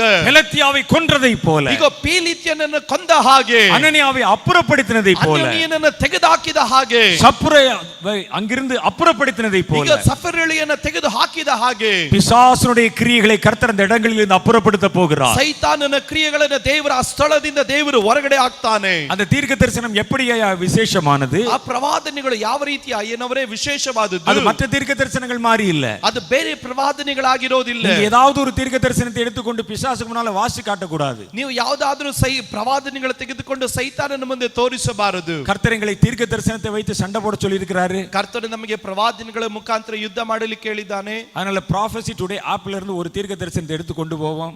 ಆದ್ರಿಂದ ಪ್ರಾಫೆಸಿ ಆಪ್ ನಿಂದ ಒಂದು ಪ್ರವಾದನೆ ಎತ್ಕೊಂಡು ಹೋಗೋಣ. அத பிசாசுட்ட போய் படிச்சு காட்டுவோம். ಆ ಸೈತಾನನಿಗೆ ಹೋಗಿ ಓದಿಸಿ ತೋರಿಸೋಣ என்று சொல்லி அத படிச்சு காமிச்சீங்கன்னா அப்புறம் அப்படின்னு கேட்கும். அது ಅಲ್ಲಿ ಓದಿಸಿ ತೋರಿಸಿದ್ರೆ ಅನಂತರವಾಗಿ ಆತ ಇತ್ ಕಡೆ ಕೇಳುತ್ತದೆ. எதை எங்க பயன்படுத்தணும் தெரியணும். ನೀನು ಯಾವುದನ್ನ ಎಲ್ಲಿ ಉಪಯೋಗಿಸಬೇಕಂತ ತಿಳ್ಕೋಬೇಕು. எதை எப்படி உபயோகப்படுத்தணும் தெரியணும். ಯಾವುದನ್ನ ಯಾವ ರೀತಿ ಉಪಯೋಗಿಸಬೇಕೆಂದು இந்த தீர்க்க தரிசனம் பிசாசை துரத்துகிற தீர்க்க தரிசனம் அல்ல. ಇದು ಈ ರೀತಿಯಾಗಿ ಸೈತಾನನ ನೋಡಿಸುವ ಪ್ರವಾದನೆಗಳಲ್ಲ. அது வேறு விதமான தீர்க்க ಅದು தரிசனம். ಬೇರೆ ರೀತಿಯಾದ ಪ್ರವಾದನೆಗಳು. அது என்ன என்பதை நாம் தெரிந்து கொள்ள போகிறோம். ಅದನ್ನ ಏನು ಅಂತ ನಾವು ತಿಳಿದುಕೊಳ್ಳಲಿಕ್ಕೆ கர்த்தர் ಹೋಗ್ತೇವೆ. உங்களிலும் அநேகரை அப்படி உங்களை அறியாமலே பயன்படுத்தி வந்திருக்கிறார். ದೇವರು ನಿಮ್ಮನ್ನ ನಿಮಗೆ ಗೊತ್ತಿಲ್ಲದೆ ಇರುವ ಹಾಗೆ ನಿಮ್ಮನ್ನು ಉಪಯೋಗಿಸಲಿಕ್ಕೆ இன்னும் சிலரை ಬಯಸುತ್ತಾನೆ. கர்த்தர் வருகிற நாட்களிலே இந்த வரத்தை வைத்து பயன்படுத்த போகிறார். ಇನ್ನ ದೇವರು ಈ ವರಗಳನ್ನ ಕೆಲವರಿಗೆ ಕೊಟ್ಟು ಈ ವರಗಳ ಮುಖಾಂತರ ಕೆಲವರನ್ನು ಉಪಯೋಗಿಸ್ತಾನೆ. உங்களை கர்த்தர் இந்த ஊழியத்திற்கு என்று எழுப்ப போகிறார். ಕರ್ತನು ಈ ಸೇವೆಗಾಗಿ ನಿಮ್ಮನ್ನು ಎಬ್ಬಿಸಲಿಕ್ಕೆ ಹೋಗ್ತಾನೆ. அது என்ன என்பதை வருகிற கூட்டத்துல அடுத்த செஷன்ல நம்ம தெரிந்து கொண்டு ಅದು ஜெபிக்க போறோம். ಏನು ಎಂಬುದಾಗಿ ಮುಂದಿನ ಸೆಷನ್ ಅಲ್ಲಿ ನಾವು ಗಮನಿಸೋಣ. ரொம்ப எதிர்பார்ப்போட இருங்க. ಬಹಳ ನಿರೀಕ್ಷೆಯೊಟ್ಟಿಗಿರ್ರಿ. உங்கள் நடுவிலே கர்த்தர் இப்படிப்பட்ட யுத்த வீர தீர்க்கதரிசிகளை வைத்திருக்கிறார். ನಮ್ಮ ಮಧ್ಯದಲ್ಲಿ ದೇವರು ಈ ರೀತಿಯಾದಂತ ಯುದ್ಧ ಪ್ರವಾದಿಗಳನ್ನ ದೇವರು நீங்க ಇಟ್ಟಿದ್ದಾನೆ. எங்க மாதிரி மேடையில தீர்க்க தரிசனம் சொல்றவங்க இல்ல. ನೀವು ನನ್ನ ಹಾಗೆ ವೇದಿಕೆ ಮೇಲೆ ನಿಂತುಕೊಂಡು ಪ್ರವಾದನೆ ನುಡಿಯುವವರಲ್ಲ. பட்டயத்தை எடுத்து சாத்தானுக்கு விரோதமா யுத்தம் செய்கிற தீர்க்கதரிசி. ನೀವು ಕತ್ತಿಯನ್ನು ತೆಗೆದುಕೊಂಡು ಸೈತಾನನ ವಿರುದ್ಧವಾಗಿ ಯುದ್ಧ ಮಾಡೋ ಪ್ರವಾದಿಗಳು. எல்லாரும் யுத்தத்துக்கு போகும்போது மோசே ஒரு கத்தி தூக்கிட்டு போனாரு. ಅಲ್ಲಿ ಎಲ್ಲ ಯುದ್ಧ ಮಾಡಬೇಕಾದ್ರೆ ಮೋಶೆ ಒಂದು ಕತ್ತಿ ತೆಗೆದು. அதே போல கர்த்தர் உங்களை பயன்படுத்த போகிறார். ಅದೇ ರೀತಿ ದೇವರು ನಿಮ್ಮನ್ನು ಉಪಯೋಗಿಸಲಿಕ್ಕೆ ಹೋಗ್ತಾನೆ. ஒரு தீர்க்கதரிசிக்கு எல்லாம் தெரிஞ்சிருக்கணும் இல்ல? ಒಂದು ಪ್ರವಾದಿಗೆಲ್ಲ ತಿಳಿದಿರ್ಬೇಕು ತಾನೆ. ஒரு முறை நாங்கள் இஸ்ரேல் தேசத்துக்கு போயிருந்த போது ಒಂದು ಸಾರಿ ನಾವು ಇಸ್ರಾಯೇಲ್ ದೇಶಕ್ಕೆ ಹೋದಾಗ சீனாய் மலை பக்கத்துல போனோம். ನಾವು ಸೀನಾಯ್ ಬೆಟ್ಟದ ಪಕ್ಕದಲ್ಲಿ ಹೋದ್ವಿ. அங்க நின்று அதை பார்த்து கொண்டிருந்தேன். அப்படியே ಅಲ್ಲಿ ನಿಂತ್ಕೊಂಡು ನೋಡ್ತಾ ಇದ್ದೆ ನಾನು. எனக்கு ரொம்ப ஆச்சரியமா இருந்தது. ನನಗೆ ಬಹಳ ಆಶ್ಚರ್ಯವಾಗಿದೆ. அதுல வந்து மரங்களே கிடையாது. ಆ ಬೆಟ್ಟದಲ್ಲಿ ಮರಗಳೇ ಇಲ್ಲ. கூர்மையான கல் மலை அது. ಅಲ್ಲೆಲ್ಲ ನೋಡುವುದಾದ್ರೆ ನುಣುಪಾದ ಬಂಡೆಗಳು. அது எப்படி ஏறினார்கள் என்று ஆச்சரியமாக இருந்தது. ಅದನ್ನು ಯಾವ ರೀತಿ ಹತ್ತಿದ್ರು ಅನ್ನೋದು ನನಗೆ ಆಶ್ಚರ್ಯ. அப்ப பக்கத்துல நின்று கொண்ட மோகன் சிலாசரஸ் அவங்க வந்து என்கிட்ட ஒரு கேள்வி கேட்டாங்க. ಆಗ ಪಕ್ಕದಲ್ಲಿದ್ದಂತ ಮೋನ್ಸಿಲಾರ್ಸ್ ಅಂಕಲ್ ಅವರು ಒಂದು ಮಾತನ್ನು ಕೇಳಿದ್ರು. மோசே தீர்க்கதரிசி எல்லாம் ஆண்டவர் மேலே ஏறி வர சொன்ன உடனே ஏறி போனாரே, உங்களை சொன்னா போவீங்களா பிரதர்னு கேட்டா. ಅವ್ರು ಮೋಶೆಗೆಲ್ಲ ದೇವರ ಮೇಲೆ ಹತ್ತಿ ಬಾ ಅಂತ ಹೇಳಿದಾಗ ಅವರೆಲ್ಲ ಹತ್ತಿ ಹೋದ್ರು. ನಿಮ್ಗೆ ಹೇಳಿದ್ರೆ ನೀವು ಹತ್ತಿ ಹೋಗ್ತೀರಾ? அவருக்கு மனசு எங்க போகுதுன்னு பாருங்க. இந்த ஆள் போவானான்னு கேட்கிறார். ಅವ್ರ ಮನಸ್ಸು ಎಲ್ಲಿದೆ ನೋಡ್ರಿ, ಈ ವ್ಯಕ್ತಿ ಹೋಗ್ತಾರಾ ಎಂದು. நான் சொன்னேன் இதுல எல்லாம் ஏறி வர சொன்னா ரிசைன்மெண்ட் போயிருவேன்னு சொன்னேன். ಅಲ್ಲೇ ನಾನು ಇದನ್ನೆಲ್ಲ ಏರಿ ಓದಕ್ಕೆ ಆಗೋದಿಲ್ಲ ಎಂದು ಹೇಳಿ. அப்பதான் அவர் சொன்னார், தீர்க்கதரிசியா இருந்தா வெறும் தீர்க்க தரிசனம் மாத்திரம் சொல்லக்கூடாது. ಪ್ರವಾದಿ ಅಂತ ಹೇಳಿದ್ರೆ ಪ್ರವಾದನೆ ಹೇಳೋರು ಮಾತ್ರವಲ್ಲ. அவர் பாருங்க 75 வயசுல மேல ஏறி போயிருக்கிறாரு. ಆತನು ನೋಡ್ರಿ 75 ವರ್ಷದಲ್ಲಿ ಮೇಲೆ ಏರಿ ಹೋದ. நீங்க ஒரு 50 வயசுல மேல போறதுக்கு யோசிக்கிறீங்க. ನೀವು 50 ವರ್ಷದಲ್ಲಿ ಮೇಲೆ ಹೋಗೋದಕ್ಕೆ ಯೋಚನೆ ಮಾಡ್ತೀರಿ. சும்மா விளையாட்டாக பேசிக்கொண்டோம். ನಾವು ಸುಮ್ಮನೆ ತಮಾಷೆಯಾಗಿ ಮಾತಾಡೋದು. அந்த காலத்துல தீர்க்கதரிசி வெறும் தீர்க்கதரிசின்னு சொல்லிட்டு போயிட முடியாது. ಆ ಕಾಲದಲ್ಲಿ ಪ್ರವಾದಿಗಳು ಕೇವಲ ಪ್ರವಾದಿಗಳಂತ ಹೇಳಲಿಕ್ಕೆ ಹೋಗೋದಿಲ್ಲ. எலியா ஒரு தீர்க்கதரிசி. ಎಲಿ ಒಂದು ಪ್ರವಾದಿ. ஒட்டிய வயிறோடு பாவம் பஞ்சத்தில் அடிபட்ட தீர்க்கதரிசி. ಆತನು ಬರಗಾಲದಲ್ಲಿ ಇದ್ದಂತ ಒಂದು ಪ್ರವಾದಿ. ஒரு ஏழை விதவை வீட்டுல ஒரு அப்பத்தை வாங்கி சாப்பிட்டுட்டு உயிர் வாழ்ந்த ஒரு தீர்க்கதரிசி. ಒಂದು ವಿಧವೆಯ ಮನೆಯಲ್ಲಿ ರೊಟ್ಟಿಯನ್ನು ತೆಗೆದುಕೊಂಡು ಬದುಕಿದಂತ ಒಂದು ಪ್ರವಾದಿ. ஆனா 450 கள்ள தீர்க்கதரிசிகளை பார்த்த பொழுது, ಆದ್ರೆ 450 ಸುಳ್ಳು ಪ್ರವಾದಿಗಳನ್ನು ನೋಡಿದಾಗ ஒரே ஆள் ಅವனை கட்டி கழுத்தெடுத்து கொலை செய்தாராம். ಈಗ ಒಂದೇ ವ್ಯಕ್ತಿಯಾಗಿ ಕತ್ತಿಯನ್ನು ತೆಗೆದುಕೊಂಡು ಅವರ ಕುತ್ತಿಗೆಗಳನ್ನು ಕೊಂದು ತೆಗೆದುಹಾಕಿ ಸಾಯಿಸಿದನು. யோசிச்சு பார்த்தா ஆச்சரியமா இருக்கு. ಯೋಚನೆ ಮಾಡಿ ನೋಡಿದ್ರೆ ಆಶ್ಚರ್ಯ. ஒரு தீர்க்கதரிசி 450 தடியங்களோட சண்டை போட்டு ಒಂದು ಪ್ರವಾದಿ 450 ಜನರ ಸಂಗಡವಾಗಿದ್ದು அவர்களை கட்ட வைத்து ಅವರನ್ನ ಕಟ್ಟಿಟ್ಟು கீசோன் ஆற்றங்கரையில கொண்டு போய் ஒரு ஆளா நின்னு எல்லாத்தையும் கழுத்தெடுத்து போட்டார். ಆತನು ಪಿಶೋನ್ ಎನ್ನುವಂತ ಹಳ್ಳಕ್ಕೆ ತೆಗೆದುಕೊಂಡೋಗಿ ಅವರನ್ನೆಲ್ಲನ್ನು ಕುತ್ತಿಗೆ ಕೊಯ್ದು ಸಂಹರಿಸಿದನು. கீசோன் ஆற்றங்கரையில போய் நின்னபோது இதே மாதிரி கேட்டாங்க. ನೀವು ಪಿಶೋನ್ ಹಳ್ಳಕ್ಕೆ ಹೋದಾಗ ಇದೇ ರೀತಿ ಕೇಳಿದ್ರು. உங்களை கழுத்தறுக்க சொன்னா அறுப்பீங்களா பிரதர்னு கேட்டாங்க. ಕುತ್ತಿಗೆ ಕುಯ್ಯಿರಿ ಅಂತ ಹೇಳಿದ್ರೆ ಕುಯ್ತೀರಾ ಎಂದು. நான் கோழியை கழுத்தறதா கூட பார்க்க மாட்டேன். ನಾನು ಕೋಳಿ ಕುತ್ತಿಗೆ ಕೊಯ್ದ್ರೆ ನಾನು ನೋಡಲ್ಲ. அப்ப தீர்க்கதரிசி நான் எதுக்கும் தயாரா இருக்கணும். ಹಾಗಾದ್ರೆ ಪ್ರವಾದಿಗಳು ಏನಕ್ಕೆ ಬೇಕಾದ್ರೂ ಸಿದ್ಧರಾಗಬೇಕು. ஏதோ கர்த்தர் எங்களுக்கு கொடுத்த தீர்க்க தரிசனம் வரதான் அப்படி முடிஞ்சு போச்சு. ಅಲ್ಲಿ ದೇವರು ನಮಗೆ ಕೊಟ್ಟಂತ ಪ್ರವಾದನೆಗಳು ಆ ರೀತಿ ಮುಗಿಯಿತು. ஆனா உங்கள் தீர்க்க தரிசன வரம் வித்தியாசமானது. ಆದ್ರೆ ನಿಮಗೆ ಕೊಡಲ್ಪಡುವ ಪ್ರವಾದನೆ ವರಗಳು நீங்கள் சத்துருவை எதிர்க்கவும், ನೀವು ಶತ್ರುವನ್ನ ಎದುರಿಸುವುದಕ್ಕೂ, சாத்தானை மிதிக்கவும், ಸೈತಾನನನ್ನು ತುಳಿಯುವುದಕ್ಕೂ, தேவனுக்கென்று பெரிய காரியங்களை செய்யவும், ದೇವರಿಗಾಗಿ ದೊಡ್ಡ ಕಾರ್ಯಗಳನ್ನು ಮಾಡುವುದಕ್ಕೂ கர்த்தர் உன் வாயிலிருந்து வார்த்தைகளை அல்ல பட்டயத்தை புறப்பட பண்ண போகிறார். ಕರ್ತನು ನಿನ್ನ ಬಾಯಿಂದ ಮಾತುಗಳಲ್ಲ ಕತ್ತಿಯನ್ನ ದೇವರು ಓಡಿಸುತ್ತಾನೆ. அது இருபுறமும் கருக்குள்ள பட்டயமாய் புறப்படும். ನುಣುಪಾದಂತೆ ಪಾಯಿ ಕತ್ತಿಯಾಗಿರುತ್ತದೆ. சாத்தானுடைய தலையை நறுக்கி போடும். ಅದು ಸೈತಾನನ ತಲೆಯನ್ನು ಚಚ್ಚುವಂತದ್ದು. பெலத்தியாவை அப்புறப்படுத்தினதை போல, ಈಗ ಪೇಲಿತ್ಯನನ್ನ ತೆಗೆದು ಹಾಕಿದ ಹಾಗೆ, அனனியாவையும் சப்பிராவையும் அப்புறப்படுத்தினதை போல, ಅನನೀಯನ ಮತ್ತು ಸಫರೀಳೆಯನ್ನ ಹೊರಗಡೆ ಹಾಕಿದ ಹಾಗೆ கர்த்தருடைய வல்லமை தீமையை உன் தேசத்திலிருந்து அப்புறப்படுத்த போகிறது. ಈಗ ಕರ್ತನ ಶಕ್ತಿಯು ನಿನ್ನಿಂದ ದೇಶದಲ್ಲಿರುವ ದುಷ್ಟತನವನ್ನ ಹೊರಗಡೆ ಹಾಕುತ್ತದೆ. அந்த புதிய வகை தீர்க்க தரிசனங்கள் உங்கள் வாயிலிருந்து புறப்பட போகிறது. ಈಗ ಹೊಸ ಬಗೆಯ ಪ್ರವಾದನೆಗಳು ನಿಮ್ಮ ಬಾಯಿಂದ ಹೊರಗಡೆ ಬರುತ್ತದೆ. கர்த்தர் உங்களை அங்கே கொண்டு போய் நிறுத்தி தீர்க்க தரிசனம் சொல்லு என்று சொல்ல போகிறார். ಕರ್ತನು ನಿಮ್ಮನ್ನು ತೆಗೆದುಕೊಂಡು ಹೋಗಿ ಅಲ್ಲಿ ನಿಲ್ಲಿಸಿ ಪ್ರವಾದನೆ ನುಡಿ ಎಂಬುದಾಗಿ ಹೇಳುತ್ತಾನೆ. அப்பொழுது உங்கள் வாயிலிருந்து புறப்படும் தீர்க்க தரிசன வார்த்தை, ಆಗ ನಿಮ್ಮ ಬಾಯಿಂದ ಹೊರಗಡೆ ಬರುವಂತ ಪ್ರವಾದನೆ ಮಾತುಗಳು தீமையெல்லாம் அப்புறப்படுத்த போகிறது. ಅದು ಎಲ್ಲ ಕೆಟ್ಟತನವನ್ನ ಹೊರಗಡೆ ಹಾಕುತ್ತದೆ. இதை குறித்த மேல் விவரங்களை இரண்டாவது செஷன்ல பார்க்க போறோம். ಇದರ ಕುರಿತಾದಂತ ಹೆಚ್ಚಿನ ವಿವರಣೆಯನ್ನು ನಾವು ಎರಡನೇ ಭಾಗದಲ್ಲಿ ಗಮನಿಸೋಣ. அதற்காக நம்ம ஜெபிக்க போகிறோம். ಅದಕ್ಕಾಗಿ ಪ್ರಾರ್ಥಿಸೋಣ. இந்த அழைப்பு பெற்றவர் யார் என்று வேறு பிரிக்க போகிறோம். ಈ ಕರೆಯನ್ನು ಹೊಂದಿದವರು ಯಾರು ಎಂದು ಬೇರ್ಪಡಿಸಲಿಕ್ಕಾಗಿ ಹೋಗ್ತಾರೆ. ಮೊದಲೇ சொன்ன மாதிரி, ನಾವು ಮುಂಚಿತವಾಗಿ ಹೇಳಿದ ಹಾಗೆ இந்த பிரேயர்னால பிசாசை துரத்துகிறவர்களும், ಈ ಪ್ರಾರ್ಥನೆಯಿಂದ ಸೈತಾನನನ್ನು ಓಡಿಸುವವರು, தீர்க்க தரிசனத்தினால சாத்தானை துரத்துகிறவர்களும், ಈಗ ಪ್ರವಾದನೆಯಿಂದ ಸೈತಾನನನ್ನು ಓಡಿಸುವವರು வேறு வேறு அழைப்பு கொண்டவங்க. ಇದು ಬೇರೆ ಬೇರೆ ಕರೆ ಉಳ್ಳವರು. இந்த அழைப்பு உள்ளவன் அந்த அழைப்பை செய்ய மாட்டான். ಈ ಕರೆ ಉಳ್ಳವನು ಆ ಕರೆ ಮಾಡೋದಿಲ್ಲ. இதை செய்றவன் அதை செய்ய மாட்டான். ಈ ಸಂಗತಿ ಮಾಡೋನು ಆ ಸಂಗತಿ இதை ಮಾಡೋದಿಲ್ಲ. தாண்டி மூணாவது ஒரு அழைப்பு வருது. ಇದನ್ನು ದಾಟಿಕೊಂಡು ಮೂರನೇ ಒಂದು ಕರೆ ಬರ್ತಾ ಇದೆ. அத இந்த ரெண்டு பேர்ல யார் வேணாலும் செய்யலாம். ಈ ಎರಡು ಗುಂಪಿನವರು ಯಾರು ಬೇಕಾದ್ರೆ ಕರೆ ಮಾಡಬಹುದು. ஆகவே நீங்கள் உங்களுடைய அப்ளிகேஷன் ஃபார்ம்ல எழுதி தரும்போது, ಆದ್ರಿಂದ ನಿಮ್ಮ ಅಪ್ಲಿಕೇಶನ್ ಫಾರ್ಮ್ ಫಿಲ್ ಮಾಡಬೇಕಾದ್ರೆ நேத்து சொன்னதை விட இன்னைக்கு சொன்னது பெட்டரா தெரியுற மாதிரி இருக்கே, ನೆನ್ನೆ ಹೇಳಿದಕ್ಕಿಂತ ಇವತ್ತು ಚೆನ್ನಾಗಿದೆಯಲ್ಲ, சில ஆளுக்கு போய் பார்த்தீங்கன்னா ஹோட்டலில் உட்காந்து உடனே ஆர்டர் பண்ண மாட்டான். ಕೆಲವೊಂದು ವ್ಯಕ್ತಿಗಳು ಹೋಟ್ಲಿಗೆ ಹೋಗಿ ತಕ್ಷಣ ಆರ್ಡರ್ ಮಾಡಲ್ಲ. அந்த வெயிட்டர் வந்து கேட்பார் என்னங்க சாப்பிட்றீங்கன்னு. ಆ ವೇಟರ್ ಬಂದು ಕೇಳ್ತಾನೆ ಏನ್ ತಿಂತೀರ. ஹோட்டலில் சாப்பிட்றவங்க அத்தனை பேர் டேபிளையும் பார்ப்பான். அப்படி ಹೋಟ್ಲಲ್ಲಿ ತಿಂತಿರುವವರ ಎಲ್ಲಾ ಟೇಬಲ್ಗಳು ನೋಡ್ತಾರೆ. உனக்கு என்ன வேணும்னு சொல்லையா, ನಿನಗೇನ್ ಬೇಕಂತ ಹೇಳು. ஒவ்வொரு டேபிளா எட்டி பார்ப்பார். ಒಂದೊಂದು ಟೇಬಲ್ ನೋಡ್ತಾರೆ. அங்க ஒருத்தர் சிகப்பா சாப்பிட்றாரு, அது என்னன்னு கேட்பான். ಅವರು ಅಲ್ಲಿ ಕೇಳ್ತಾರೆ ಅಲ್ಲಿ ಏನೋ ತಿಂತಾ ಇದ್ರಲ್ಲ ಅದೇ. இவர் ஃபலூடான்னு சொல்லுவார், ஏதாவது பேர் சொல்லுவார். ಅವರ ಫಲೂಡಾನೋ ಏನೋ ಹೆಸರು ಹೇಳ್ತಾರೆ. நல்லா இருக்குமா, ಚೆನ್ನಾಗಿರುತ್ತೆ. எங்க நாங்க வாங்குற சம்பளத்துல இதெல்லாம் சாப்பிட்டு பார்க்க முடியுமா, உங்களுக்கு என்ன வேணும்னு சொல்லுங்கம்மா. ಆತನ ಹೇಳ್ತಾನೆ ನಾನ್ ತೆಗೆದುಕೊಳ್ಳೋ ಸಂಬಳದಲ್ಲಿ ತಿಂದು ನೋಡಕ್ಕಾಗುತ್ತಾ, ನಿಮ್ಗೇನ್ ಬೇಕು ಹೇಳ್ರಿ. அங்க ஒரு ஆள் ஒரு மாதிரி கொலன்னு சாப்பிடுறாரு, அது என்னன்னு கேட்பான். ಅಲ್ಲೊಂದು ವ್ಯಕ್ತಿ ಒಂದು ತಿಂತಾ ಇದ್ದಾನಲ್ಲ ಅದೇನು. இவர்கள் ஒரு முடிவுக்கு வர மாட்டார்கள். ಈತನು ಒಂದು ತೀರ್ಮಾನಕ್ಕೆ ಬರಲ್ಲ. இதுல நீங்க தீர்மானிக்கிறதுக்கு எதுவுமே இல்ல. ಇಲ್ಲಿ ನೀವು ತೀರ್ಮಾನಿಸಕ್ಕೆ ಏನು ಇಲ್ಲ. நேற்று சொன்னதை விட இன்னைக்கு சொன்னது நல்லா இருக்குது. ನೆನ್ನೆ ಹೇಳಿದಕ್ಕಿಂತ ಇವತ್ತು ಹೇಳಿ ಚೆನ್ನಾಗಿದೆಯಲ್ಲ. ஆகவே ஆண்டவரே அதை அழிச்சு மாத்திட்டு நம்மள இதுல தூக்கி போட்டுருங்கன்னு கேட்க கூடாது. ದೇವರೇ ಅದನ್ನೆಲ್ಲ ಅಳಿಸ್ಬಿಟ್ಟು ತೆಗೆದಾಕಿ ನಮ್ಮನ್ನ ಇದಕ್ಕೆ ಹಾಕು ಅಂತ ಕೇಳಬಾರದು. இன்றைக்கு கர்த்தர் ஒரு கூட்டம் பேரை எழுப்ப போகிறார். ಕರ್ತನು ಇವತ್ತು ಒಂದು ಗುಂಪಿನ ಜನರನ್ನ ಎಬ್ಬಿಸ್ತಾನೆ. கர்த்தர் ஒரு கூட்டம் தீர்க்கதரிசிகளை எழுப்ப போகிறார். ಕರ್ತನು ಒಂದು ಗುಂಪು ಪ್ರವಾದಿಗಳನ್ನು ಎಬ್ಬಿಸ್ತಾನೆ. இவர்கள் யுத்தம் செய்கிற தீர்க்கதரிசிகள். ಇವರು ಯುದ್ಧ ಮಾಡುವ ಪ್ರವಾದಿಗಳು. யுத்த தீர்க்க தரிசனங்கள் அவங்க கிட்ட வர போகுது. ಈ ಯುದ್ಧದ ಪ್ರವಾದನೆಯ ಮಾತುಗಳು ನಿಮ್ಮಿಂದ ಹೊರಗಡೆ ಬರುತ್ತದೆ. அதை குறித்து நாம் வருகிற பகுதியிலே பார்க்க போறோம். ಅದರ ಕುರಿತಾಗಿ ಮುಂದಿನ ಭಾಗದಲ್ಲಿ ನಾವು ನೋಡೋಣ. இந்த நாள் கூட்டங்களில் நம்ம யார் என்பதை தெளிவாய் தெரிந்து கொள்ள போகிறோம். ಈ 4 ದಿವಸ ಕೂಟದಲ್ಲಿ ನಾವು ಯಾರು ಎಂದು ನಾವು ಸ್ಪಷ್ಟವಾಗಿ அழைத்த அழைப்பிலே உறுதியாக நிற்க போறோம். ಕರೆಯಲ್ಪಟ್ಟ ಕರೆಯಲ್ಲಿ ದೃಢವಾಗಿ கர்த்தருடைய சித்தத்தை நிறைவேற்ற போகிறோம். ಕರ್ತನ ಚಿತ್ತವನ್ನು ನೆರವೇರಿಸೋಣ. நாம் எழுந்து நின்று ஒரு சின்ன ஜெபம் பண்ணலாம். ನಾವು ಎದ್ದು ನಿಂತು ಚಿಕ್ಕ ಪ್ರಾರ್ಥನೆ ಮಾಡಿಕೊಳ್ಳೋಣ. மத்தியானம் ரொம்ப நேரம் நீண்ட ஜெபம் பண்ண போறோம். ನಾವು ಮಧ್ಯಾಹ್ನದ ವೇಳೆಯಲ್ಲಿ ಉದ್ದನೆಯ ಪ್ರಾರ್ಥನೆ ಮಾಡಿಕೊಳ್ಳೋಣ. கர்த்தரை நோக்கி பேசுவோம். ಕರ್ತನನ್ನು ನೋಡಿ ಮಾತಾಡೋಣ.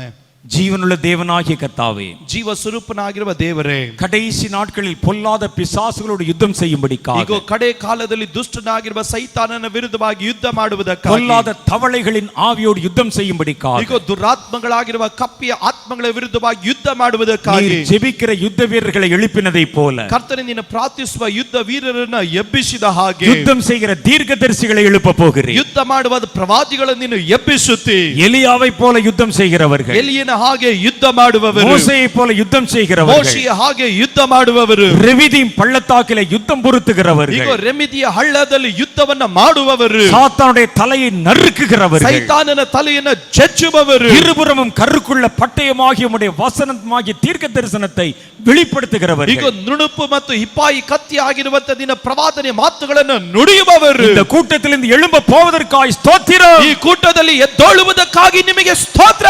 அவர்களை இந்த மத்தியானத்திலே நீர் எழுப்ப போகிறீர், அதற்காக ಈ ஸ்தோத்திரம். ಮಧ್ಯಾಹ್ನದ ವೇಳೆಯಲ್ಲಿ ನೀನು ಅವರನ್ನು ಎಬ್ಬಿಸುವುದಕ್ಕಾಗಿ ಸ್ತೋತ್ರ. அநேகருடைய கண்களை திறக்க வைக்க போகிறீர். ಅನೇಕರ ಕಣ್ಣುಗಳನ್ನು ನೀನು ತೆರೀಲಿಕ್ಕಾಗಿ ಹೋಗುತ್ತಿ. புதிய தீர்க்க தரிசன அபிஷேகத்தை தரப்போகிறீர். ಹೊಸ ಪ್ರವಾದನೆ ಅಭಿಷೇಕವನ್ನು ನೀನು ಕೊಡಲಿಕ್ಕೆ ಹೋಗುತ್ತಿ. அவர்களை பயன்படுத்த போகிறீர். ಅವರನ್ನು ಉಪಯೋಗಿಸಲಿಕ್ಕಾಗಿ ಹೋಗುತ್ತಿ. அவர்கள் எழும்பி நின்று யுத்தம் செய்ய ಅವರು போகிறார்கள். ಎದ್ದು ನಿಂತು ಯುದ್ಧ ಮಾಡಲಿಕ್ಕೆ ಹೋಗುತ್ತಾರೆ. நீர் செய்கிற எல்லா நல்ல கிரியைகளுக்காக ನೀನು ஸ்தோத்திரம். ಮಾಡುವ ಎಲ್ಲ ಒಳ್ಳೆ ಕ್ರಿಯೆಗಳಿಗಾಗಿ ಸ್ತೋತ್ರ. தொடர்ந்து அவர்களோடு பேசும். ನಿರಂತರವಾಗಿ ಅವರ ಬಳಿಯಲ್ಲಿ ಮಾತಾಡು. கர்த்தர் அவர்களை புதிய படைப்பாக வணைந்தார். ಕರ್ತನೇ ನೀನು ಅವರನ್ನು ಹೊಸ ಸೃಷ್ಟಿಯಾಗಿ ರೂಪಿಸು. இயேசுவின் நாமத்தில் எங்கள் ஜெபங்களை ஏற்றுக்கொள்ளும். ಯೇಸುವಿನ ನಾಮದಲ್ಲಿ ನಮ್ಮ ಪ್ರಾರ್ಥನೆ ಅಂಗೀಕರಿಸು. எங்கள் பிதாவே, ನಮ್ಮ ತಂದೆಯೇ, ஆமென். ಆಮೆನ್. கைகளை தட்டி கர்த்தருடைய நாமத்தை ಕೈಗಳನ್ನು ತಟ್ಟಿ ದೇವರ ನಾಮವನ್ನು ಸ್ತುತಿಸೋಣ. அன்பானவர்களே, நீங்கள் கேட்ட இந்த செய்தி நிச்சயமாகவே உங்களுக்கு அதிக பயனுள்ளதாக இருந்திருக்கும் என்று கர்த்தருக்குள் நான் விசுவாசிக்கிறேன். வெளி தோற்றத்தில் ஒரே மாதிரி தெரிகிற 2 வரங்கள், வெளிப்பாட்டு வரம், தீர்க்க தரிசன வரம், இதை ரெண்டையும் நம்ம போட்டு கன்ஃபியூஸ் பண்ணி கொள்ளக்கூடாது. இது ரெண்டையும் பகுதி பகுதியாக பிரித்து வெளிப்பாட்டு வரங்களால் என்னென்ன பயன் வருகிறது, தீர்க்க தரிசன வரங்களால் என்னென்ன பயன்கள் வருகிறதுன்னு ஒரு நல்ல ஒரு செய்தியை நீங்கள் கேட்டீங்க. செய்தியினுடைய முடிவில் கர்த்தருடைய தீர்க்க தரிசன வார்த்தைகளை எப்படி நம்ம ஆயுதமாக பயன்படுத்தலாம் என்று சொல்லி அதோட முடிச்சிருக்கிறோம். இதனுடைய தொடர்ச்சியை நீங்கள் அடுத்த நிகழ்ச்சியிலே கேட்கலாம். தீர்க்க தரிசனம் என்பது வெறுமனே சொல்லுவதற்கும் கேட்பதற்கும் மாத்திரமல்ல, அது ஒரு யுத்த ஆயுதம். கடைசி நாட்களில் இதை கொண்டு நம்ம எப்படி சாத்தானை ஜெயிக்கணும், உலகத்தை ஜெயிக்கணும் என்ற பல காரியங்கள் அடங்கின செய்தி அடுத்த வாரம் வருகிறது. நீங்கள் ஆவலாக காத்திருங்க. நீங்கள் இந்த நிகழ்ச்சியின் மூலமாக பெற்றுக்கொண்ட அனுபவங்களை எங்களுக்கு எழுதி அனுப்ப மறவாதீர்கள். இப்போ நீங்கள் பார்க்கக்கூடிய நிகழ்ச்சிக்கு கீழே இருக்கிற கமெண்ட் பாக்ஸு இந்த நிகழ்ச்சி ஒளிபரப்பாகிற சமயத்தில் மாத்திரம்தான் திறந்து வைக்கப்பட்டிருக்கும். மற்ற சமயங்களில் உங்களுடைய கருத்துக்களை இதில் உங்களால் எழுத முடியாது, பதிவிட முடியாது.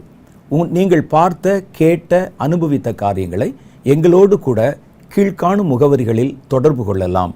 இமெயில் மூலமாகவோ, உங்களுடைய கடிதங்கள் மூலமாகவோ, தொலைபேசி மூலமாகவோ எங்களோடு கூட நீங்கள் தொடர்பு கொண்டு உங்கள் அனுபவங்களை பகிர்ந்து கொண்டால் தொடர்ந்து நாங்கள் உங்களுக்காக ஜெபிப்பதற்கு வாய்ப்பு உண்டாகும். தொடர்ந்து நம்முடைய நிகழ்ச்சிகளோடு இணைந்திருங்கள். இன்னும் பெரிய காரியங்களை இந்த நிகழ்ச்சியிலே எதிர்பாருங்கள். கர்த்தருடைய வருகை சீக்கிரம் வருகிறது. அவரை சந்திக்க ஆயத்தப்படுங்கள். ஆமென்.